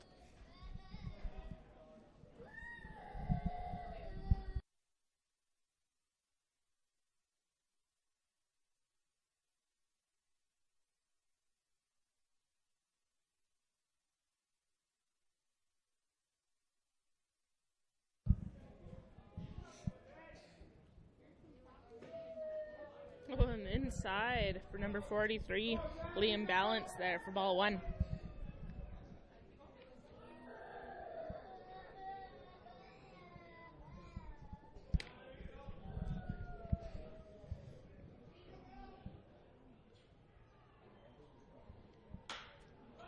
Great pitch there by Snyder. Yeah. Caught by the second base there. 43 is out. Runner remains on first.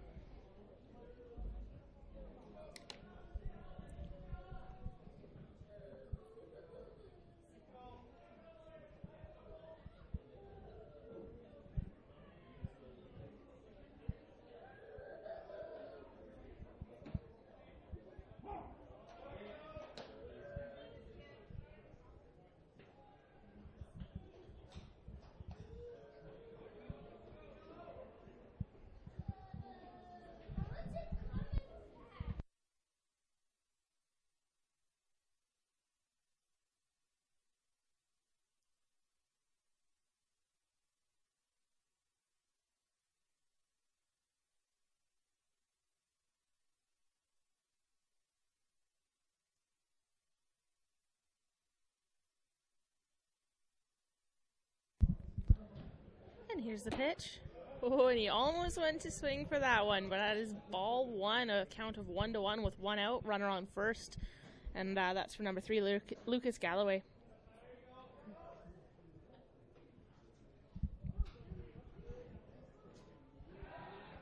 Pickoff attempt at first.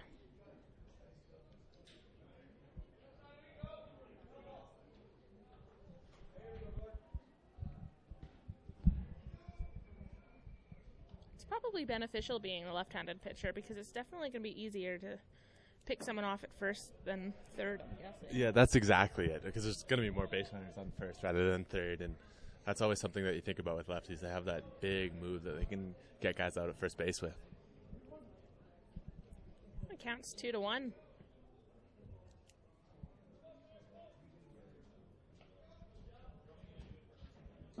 Oh, a swing and a miss for strike 2. Nice change up there by Snyder.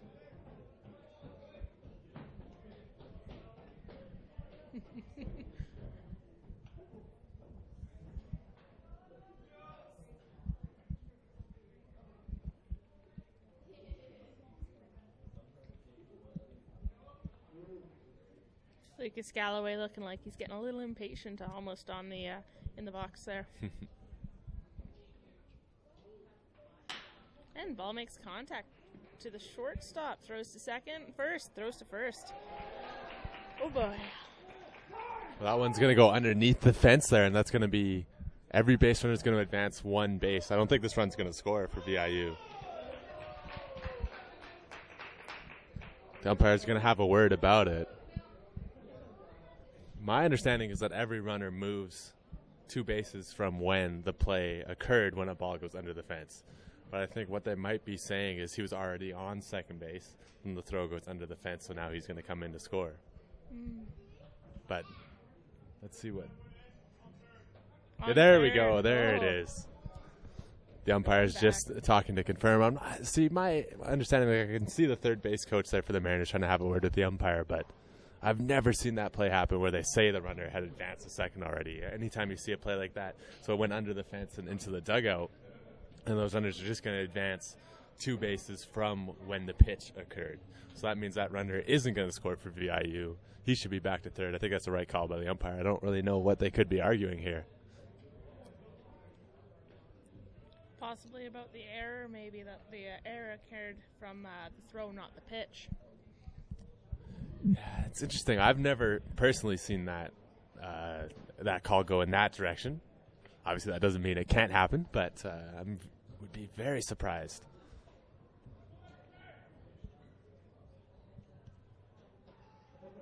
Oh, and he's heading back to third there.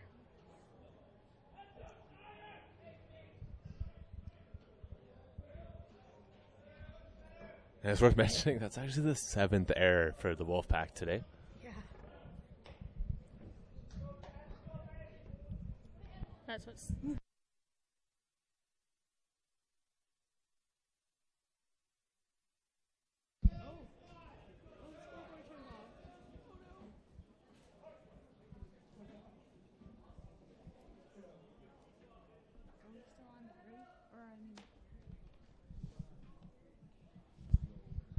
Oh, and a swing and a miss there.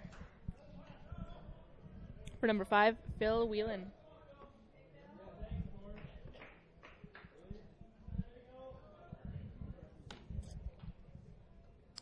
Got some interesting clouds going overhead with all these shadows. One moment, half the place is covered in shadow. The next, it's just like super sunny. That makes it tough on the hitters when you're constantly getting in different brightnesses. Mm-hmm. See a lot of quirky ballparks in Major League Baseball that have different stands overhanging and create shadows. Here we just have the natural landscape that causes that to occur. Absolutely. Big spot again for Josh Snyder.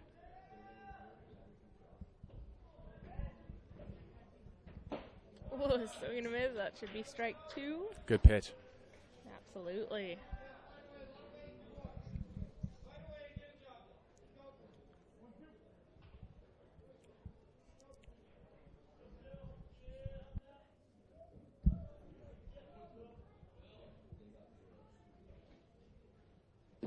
Oh, and that's strike 3 for number 5. He strikes out. One of the toughest spots you could be in is when there's nobody out, runners at first and second, and Snyder is a third of the way of getting himself out of it.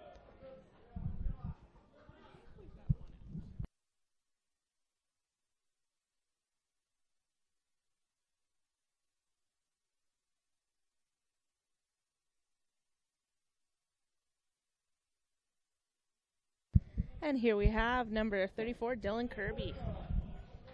Sorry, we lost our scoreboard here at Norbrock Stadium, so that was actually the second out of the inning.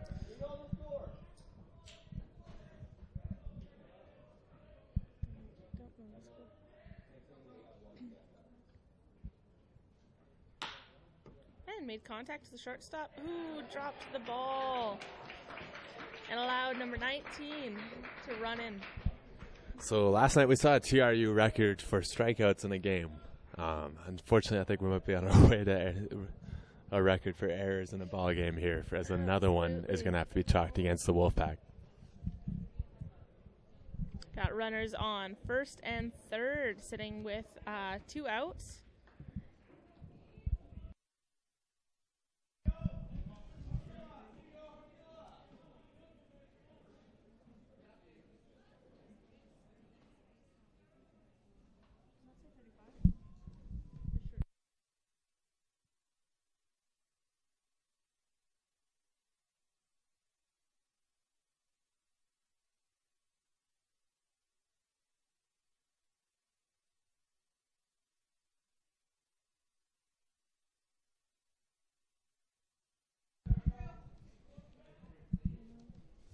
Dylan Pizio has entered the ball game as a pinch hitter.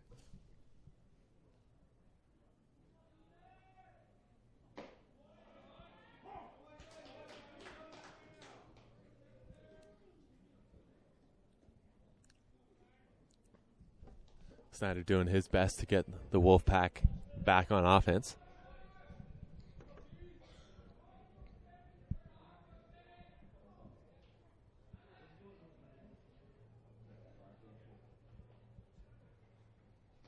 Oh, and he hit him. That's going to load the bases.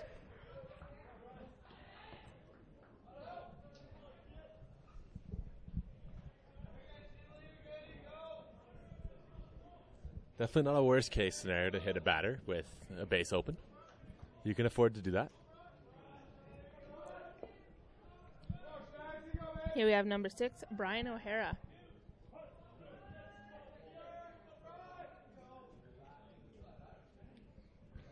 Well, it's kind of funky. We got the light shining right on Josh Snyder there, and everything else around is dark. One of those days. Yeah. Actually follow the light. Yeah.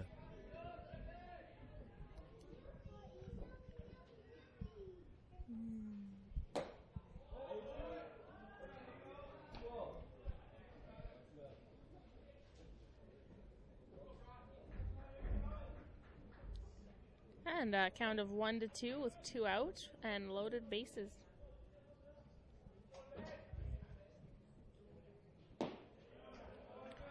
Nice pitch there by Snyder.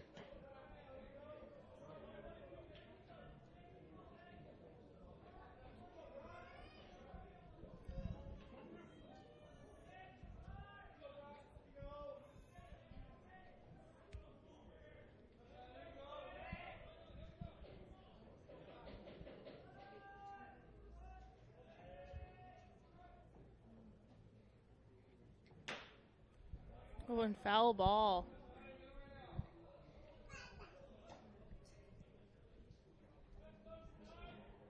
Mariners with a chance to blow this game absolutely wide open with a hit here.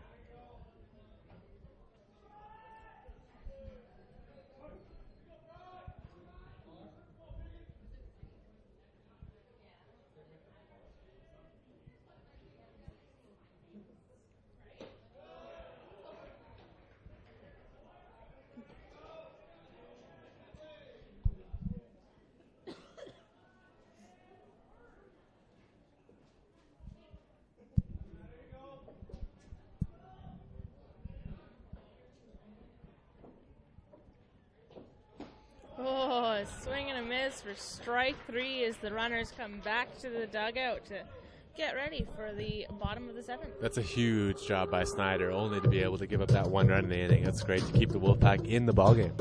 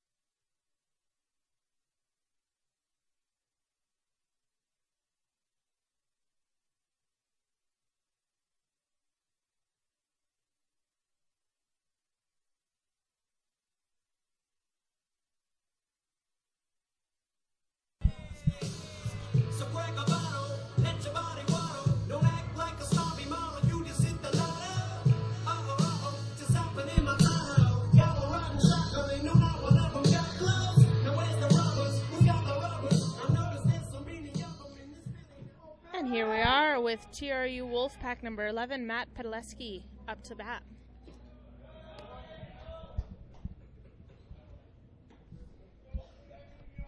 That's ball 1.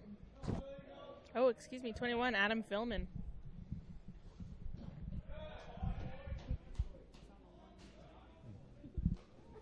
Philman in a big spot here. Trying to lead the Wolfpack off in a bounce back inning for them.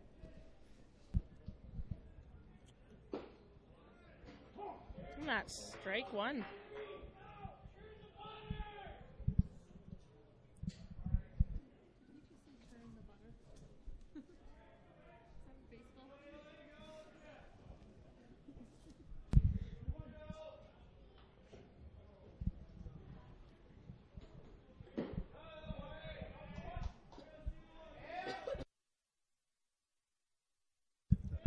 That's ball 3 with 1 strike for Adam Philman. Great lead-off walk there. See if the Wolfpack can take advantage of it. And here we have number 11, Matt Pedaleski, up to bat. Excuse me, Pedalesecki.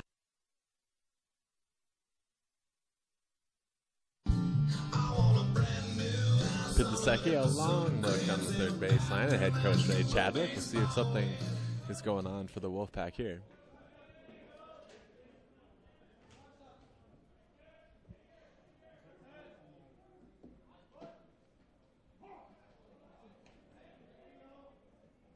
And that's strike 1.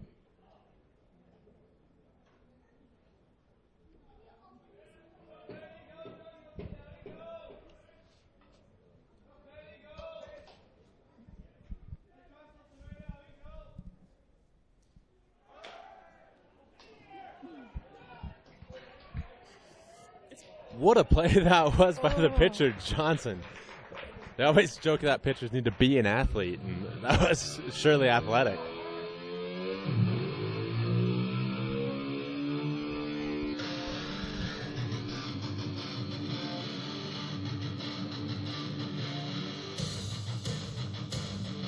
Credit as well to Pedalesecki, who's able to get Adam Philman into scoring position.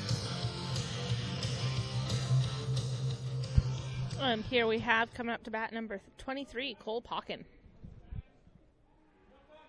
Pauken had that huge double last time up.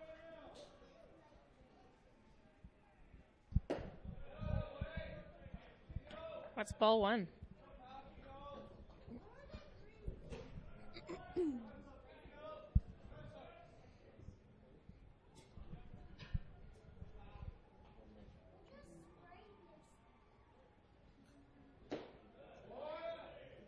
That's ball 2.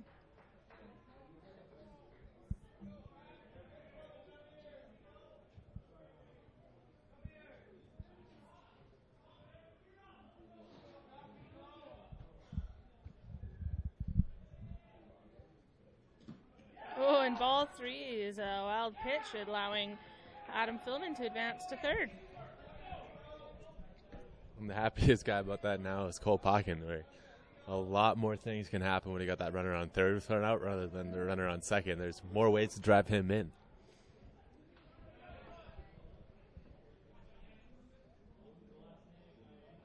Our count is 3 balls, 0 strikes, 1 out, and a runner on third for the bottom of the 7th. Oh, and that's strike 1. Ooh, I haven't seen that one called for a strike yet in this ball game.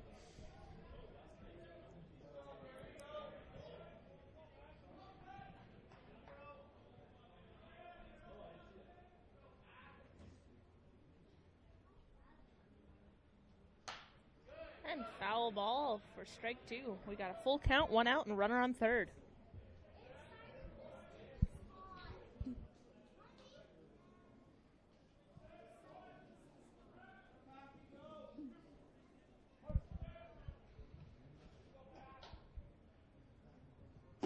Oh, swing and a miss. Big swing, even bigger pitch by Johnson. He's able to get that all-important second out of an inning.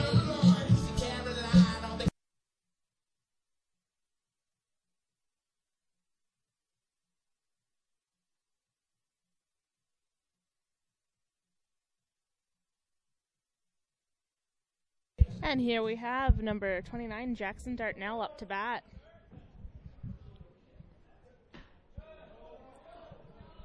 That tying run just 90 feet away for Dartnell. In a big spot trying to drive this run in.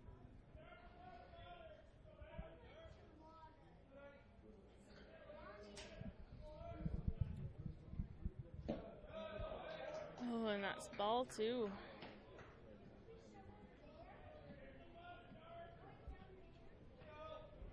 Dartnell finds himself in a hitter's count 2-0. He's going to look to drive a pitch here. And ball 3.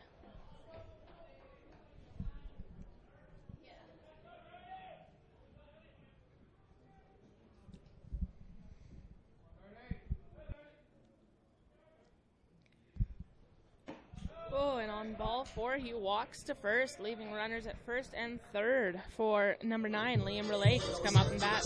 Yeah, 4-pitch walk there to Dartnell. Matt Johnson wanting absolutely nothing to do with him. Well, they're going to pinch run here. It looks like it's going to be Lucas Lott entering the game.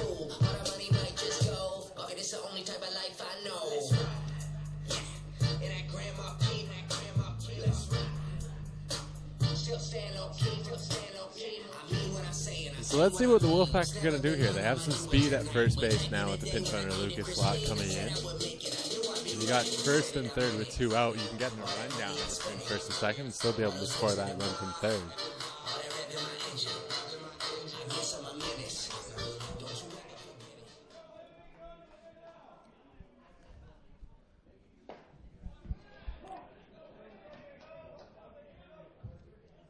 That's strike 1.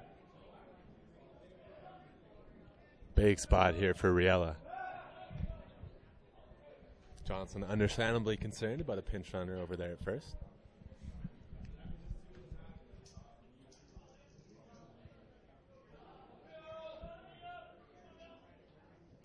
Oh, and ball makes contact to the left field. That's carrying.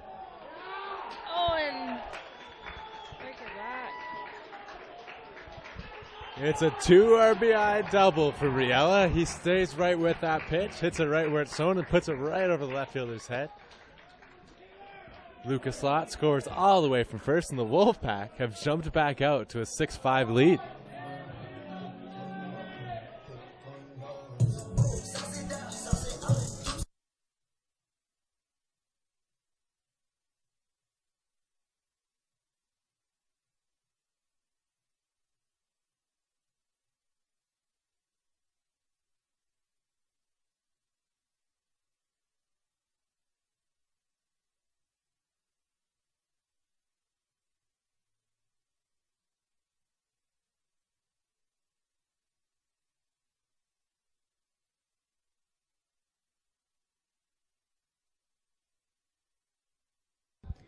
And now we've got a new batter up, number 57, Vance Fode.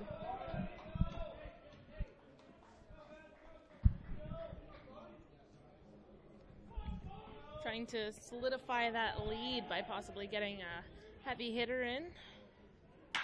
That's that ball is annihilated into right field. That's one of the best bat flips I have ever seen in the CCBC from Big Vance Fode. That was crushed. And his teammates are fired up about that one, and rightfully so.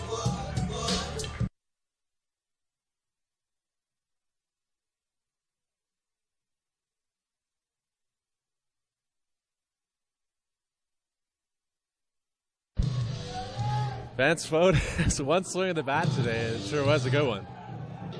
Now we've got number 20, Connor McKenzie, up to bat. Let's see if they've got that real good momentum going and dynamic.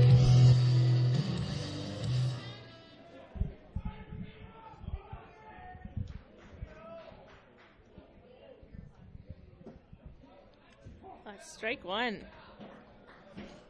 Oh, man. That was unreal. Oh, swing and a miss for strike 2. Thinking everyone's eager to hit now. Yeah, definitely. Ooh, and that's ball one. Close call there.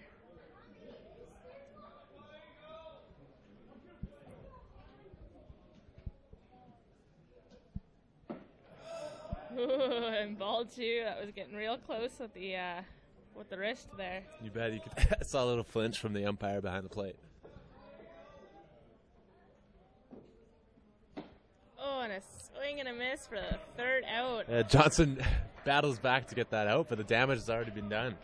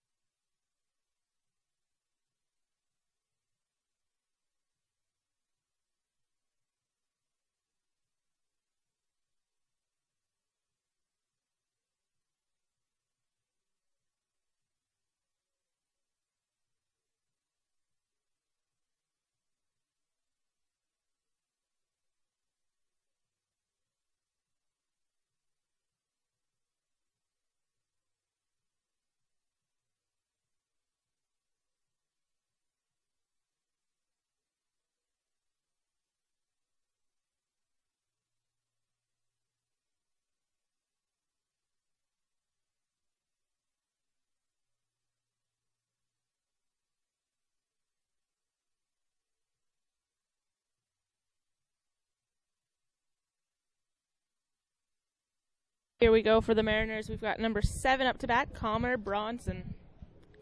Excuse me. When Snyder hits him with the first pitch of the top of the 8th. Wonder, what do you think? Was he planning for that, or was he just like, ah, crap? Oh, definitely not. I'm going to say that's a no crap situation, which happens. And now we've got number 8, Devin Heck up to bat.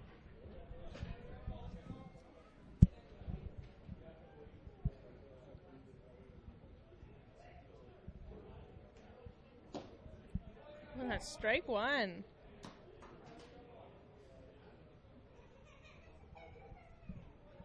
After hitting Bronson with a fastball there, looks like Snyder likes to go with the curveball to get strike one on Devin Heck.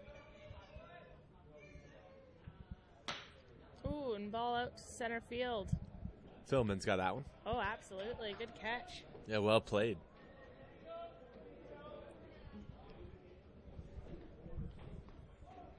Here we have number 19, Tanner Hess up to bat with 1 out and a runner on first. We're sitting at the top of the 8th. Score is 5 for the Vancouver Mariners and 8 for your TRU WolfPack.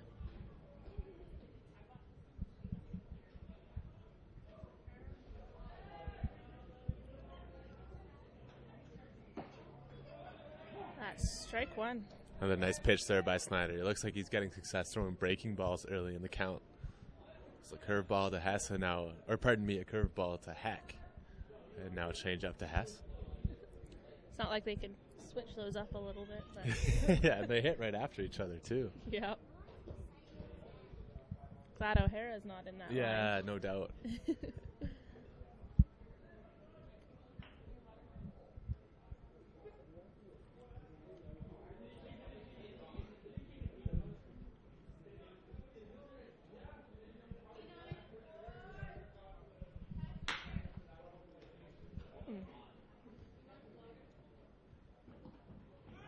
Oh, he's safe on first and out on second. Yeah, that was a tough one to turn. Wasn't hit too hard. You need a ball hit a little bit harder to turn that double play. It was and a good job too by Como at second. He had to come off the base a little bit there, so it's just going to go down as a fielder's choice. Not quite a double play for the Wolfpack.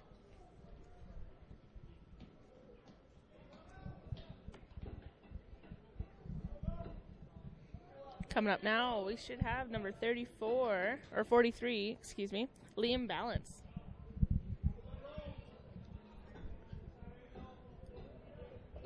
Balance has 3 hits today, so he's a player definitely to watch for.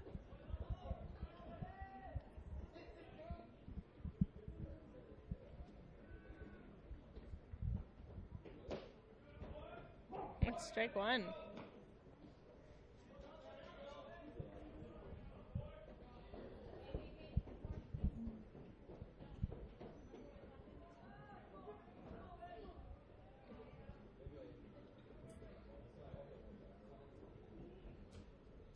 And ball makes contact to center field.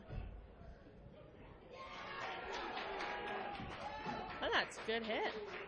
Yeah, with 2 out, they're going to score that run all the way from first. And the Mariners have taken one off the lead. That's a really nice swing there by Balance, who picks up his 4th hit of the afternoon. No chance for filming in center field. And again, yeah, with 2 out, they're going to score easily from first on that one. I have to admit, we've got a little bit of a pattern with Balance, I've noticed, heading towards the center field. So. And that tells me that he's locked in. Anytime you hit a ball consistently to center field, you're really seeing it well. Absolutely. And here we have number 3, Lucas Galloway, up to bat with 2 outs in the top of the 8th.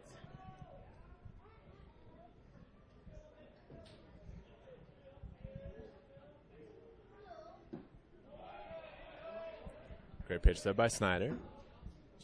He just has to continue throwing strikes with this Wolfpack lead. I think this is the biggest thing.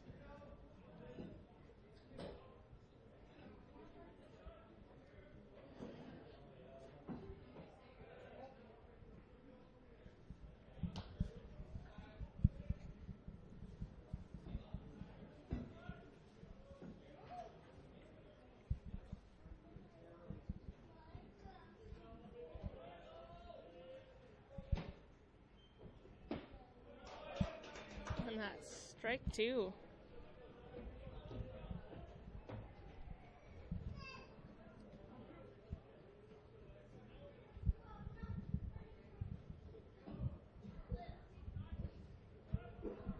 Got a head nod there from Snyder. Obviously, they've got a plan in place. Oh, and that's ball 2. That's a good pitch, though. They've been doing soft away with curveballs and changeups. You want to come then hard inside with a fastball. That's a smart play there by Lucas Galloway, just to let that one go. Smart 2-strike hitting. Nice pitch. Swing and a miss. And they go back soft away, and he gets him with the changeup. Look at that. So that is the end of top of the 8th as we go into the bottom of the 8th with a score of 8 for your TRU Wolfpack and 6 for the Mariners.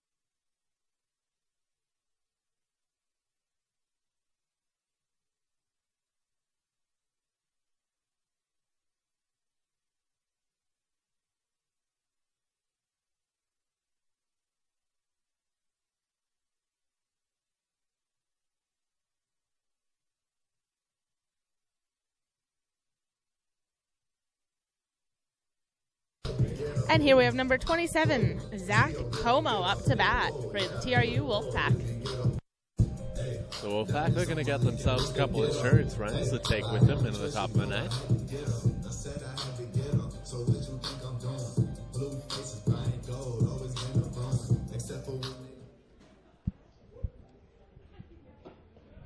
And that's ball one for Como.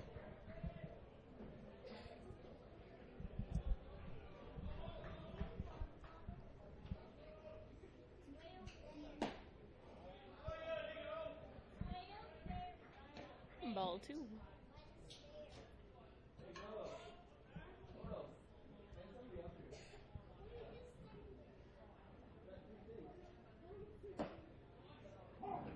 That's strike one.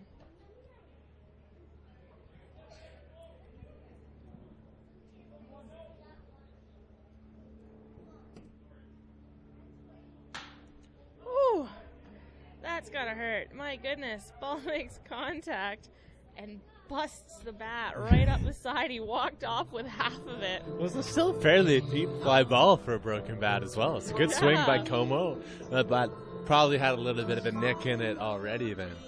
Yeah.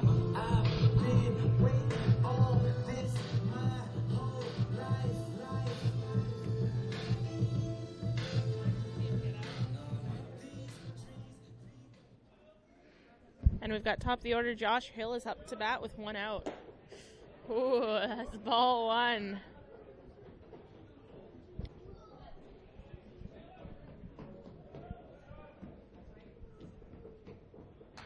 And foul to the back.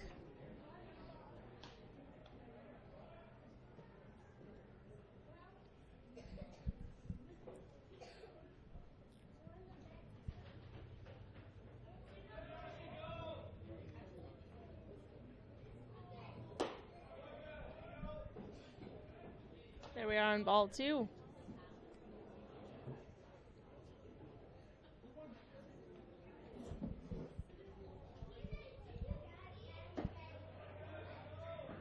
And ball three, we're sitting at a count of 3 balls, 1 strike, 1 out for the bottom of the 8th. Good hitter's count here for Hillis. Oh, swing and a miss for strike 2. We're now sitting at the full count.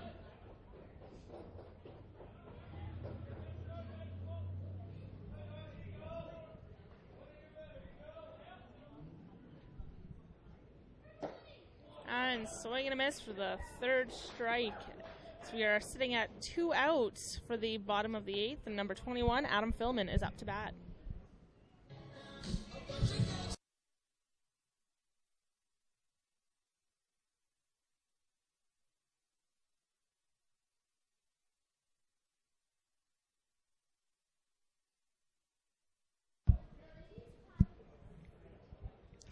Oh, swing and a miss for strike 1. Seems we got a little bit of a pattern on our hands. Yeah, Johnson, a good bounce back inning after surrendering 4. It's always tough when you get into the Sunday of these weekends with a lot of tired pitchers. So it's good to come out there and be able to give your team multiple innings rather than just one.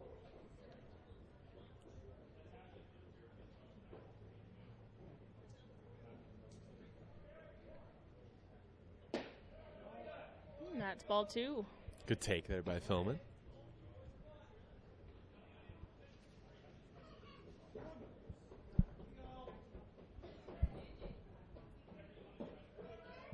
And ball 3.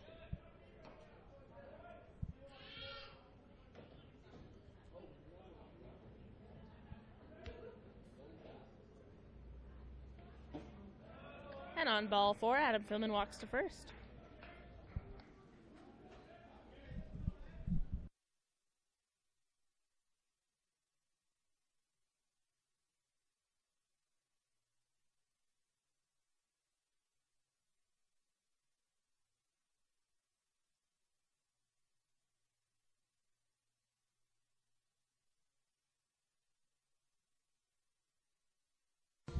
And here we are with number 11, Matt Pilasecki.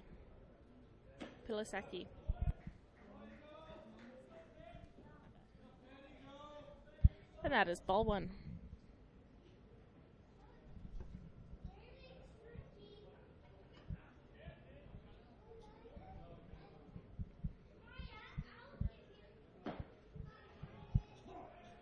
That's strike one.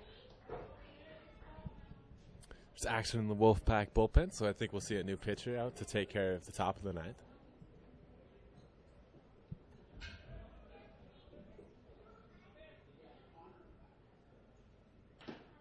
Oh.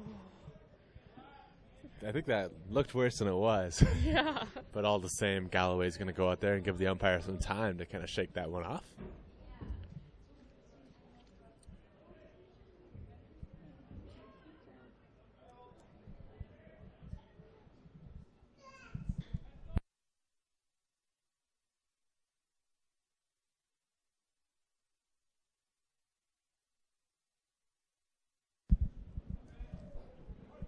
Count is 1 ball, 2 strikes, 2 outs with a runner on first. Ooh, ball in the dirt. Runner's advancing, slides in, and he is safe. Great read there by Philman. He had an awesome job in there, and he's able to get himself in a scoring position with 2 out.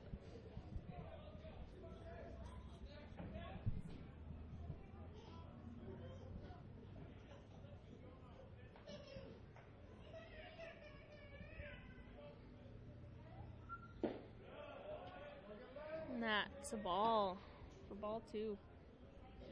3. Tough one with 2 strikes, but Pidlasecki stays alive.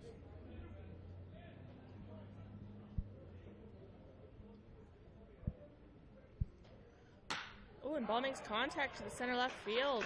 There's that insurance run for the Wolfpack, and that's a lot of that has to do with Adam Philman with that great read in that ball in the dirt to be able to get himself to second, so he could score on a single, and a nice swing by Pidlasecki, who picks up the RBI. And we got number 23, Cole Pocken, up to bat. See if Pocken can kind of restart things, keeping this 2-out rally going.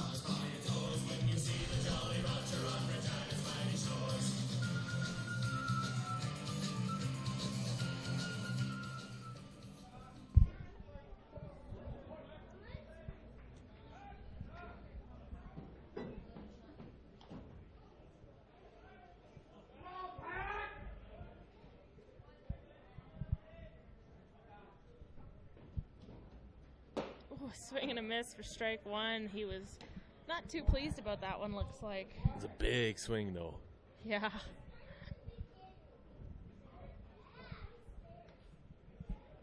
Must be weird when you go to swing and you're expecting to hit something and you just go completely straight through the air. Yeah, you bet. That's why you need that little walk around the batter's box. And that's ball 1.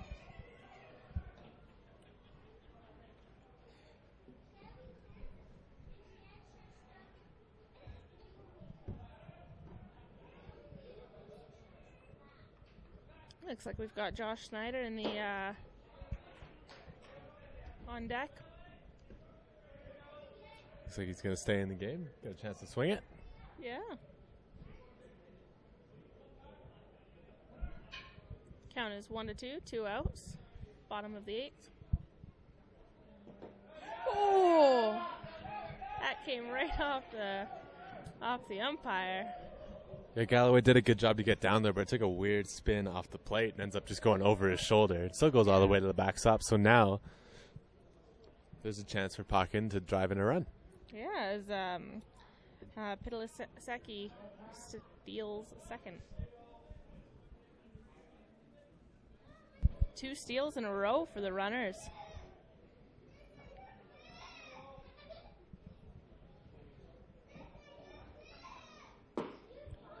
Ooh, that's ball 3, full count. That one looked a little too close for comfort, but it does go for ball 3.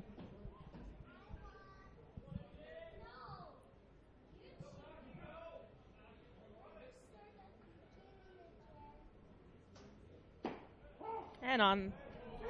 Whoa, that's strike 3. He's out. Yeah, I'm going to say that one was closer to the other batter's box than it was the corner, but strikeout has been called, and we're going to head to the top of the 9.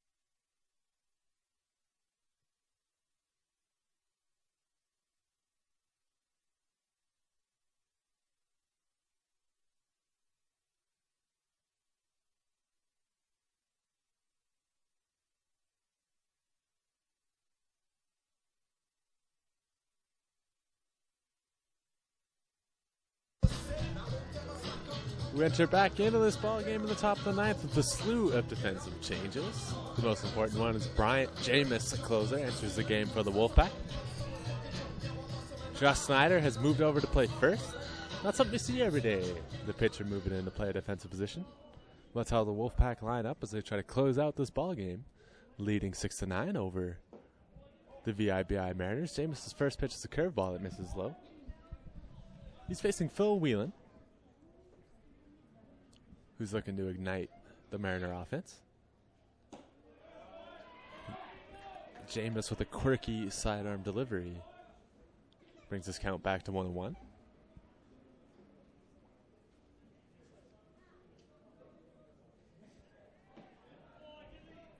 Jameis misses again with a curveball, and it goes back to 2-1.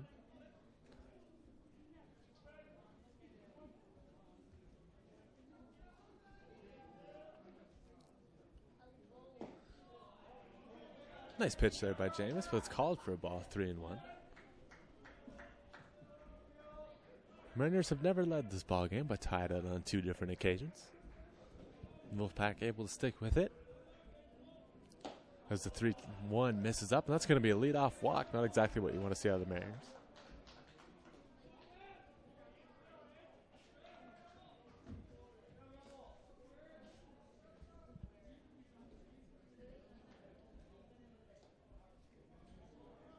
It's going to be Dylan Kirby that heads to the plate.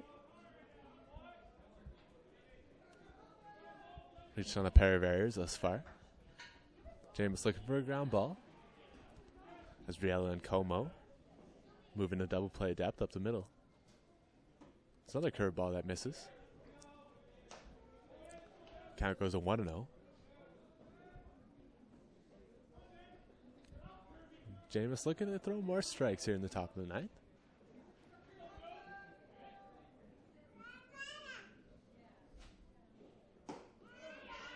Does exactly that with the second pitch to this at bat. It's now 1-1.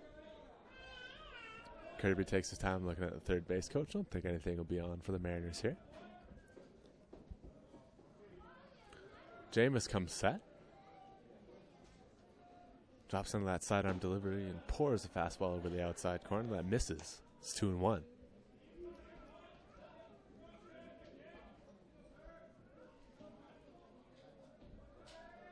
Hitters count here for Kirby. He's looking to ignite a rally for the Mariners. Swung on. This one's going to be fouled off. Schneider gives chase, but it's going to fall into the stands. It's 2-2. Nice pitch there by Jameis to get himself back into this count.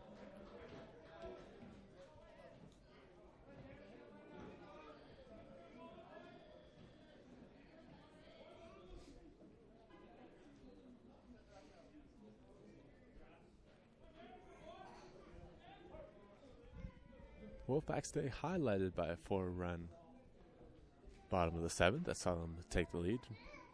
They're hoping to make it for good, but that's going to be a curveball that misses from Jameis. He's really been struggling with that breaking pitch thus far.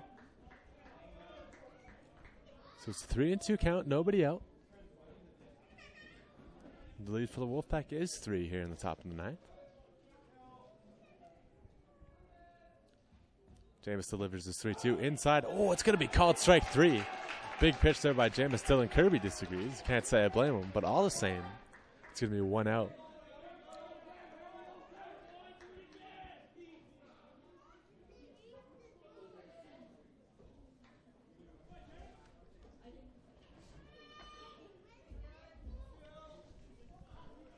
Dylan Pizio, who we saw pinch hit the inning previous, is now in the game as a left fielder, and he's due up here. Jameis throws this one. It looked like it was going to go to the backstop, but it's corralled by McKenzie, who does well to keep that ball in front of him and also smartly likes to just eat it and not throw that ball back to first. Whelan electing not to run over to second on that one.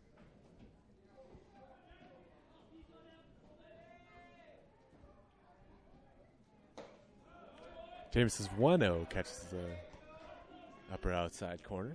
It's 1-1.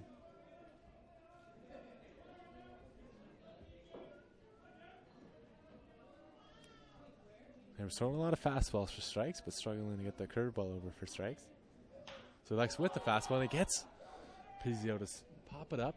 That's going to be easily corralled by Snyder. There's 2 outs, and the Wolfpack are 1 away from taking the first 3 games in this 4-game set.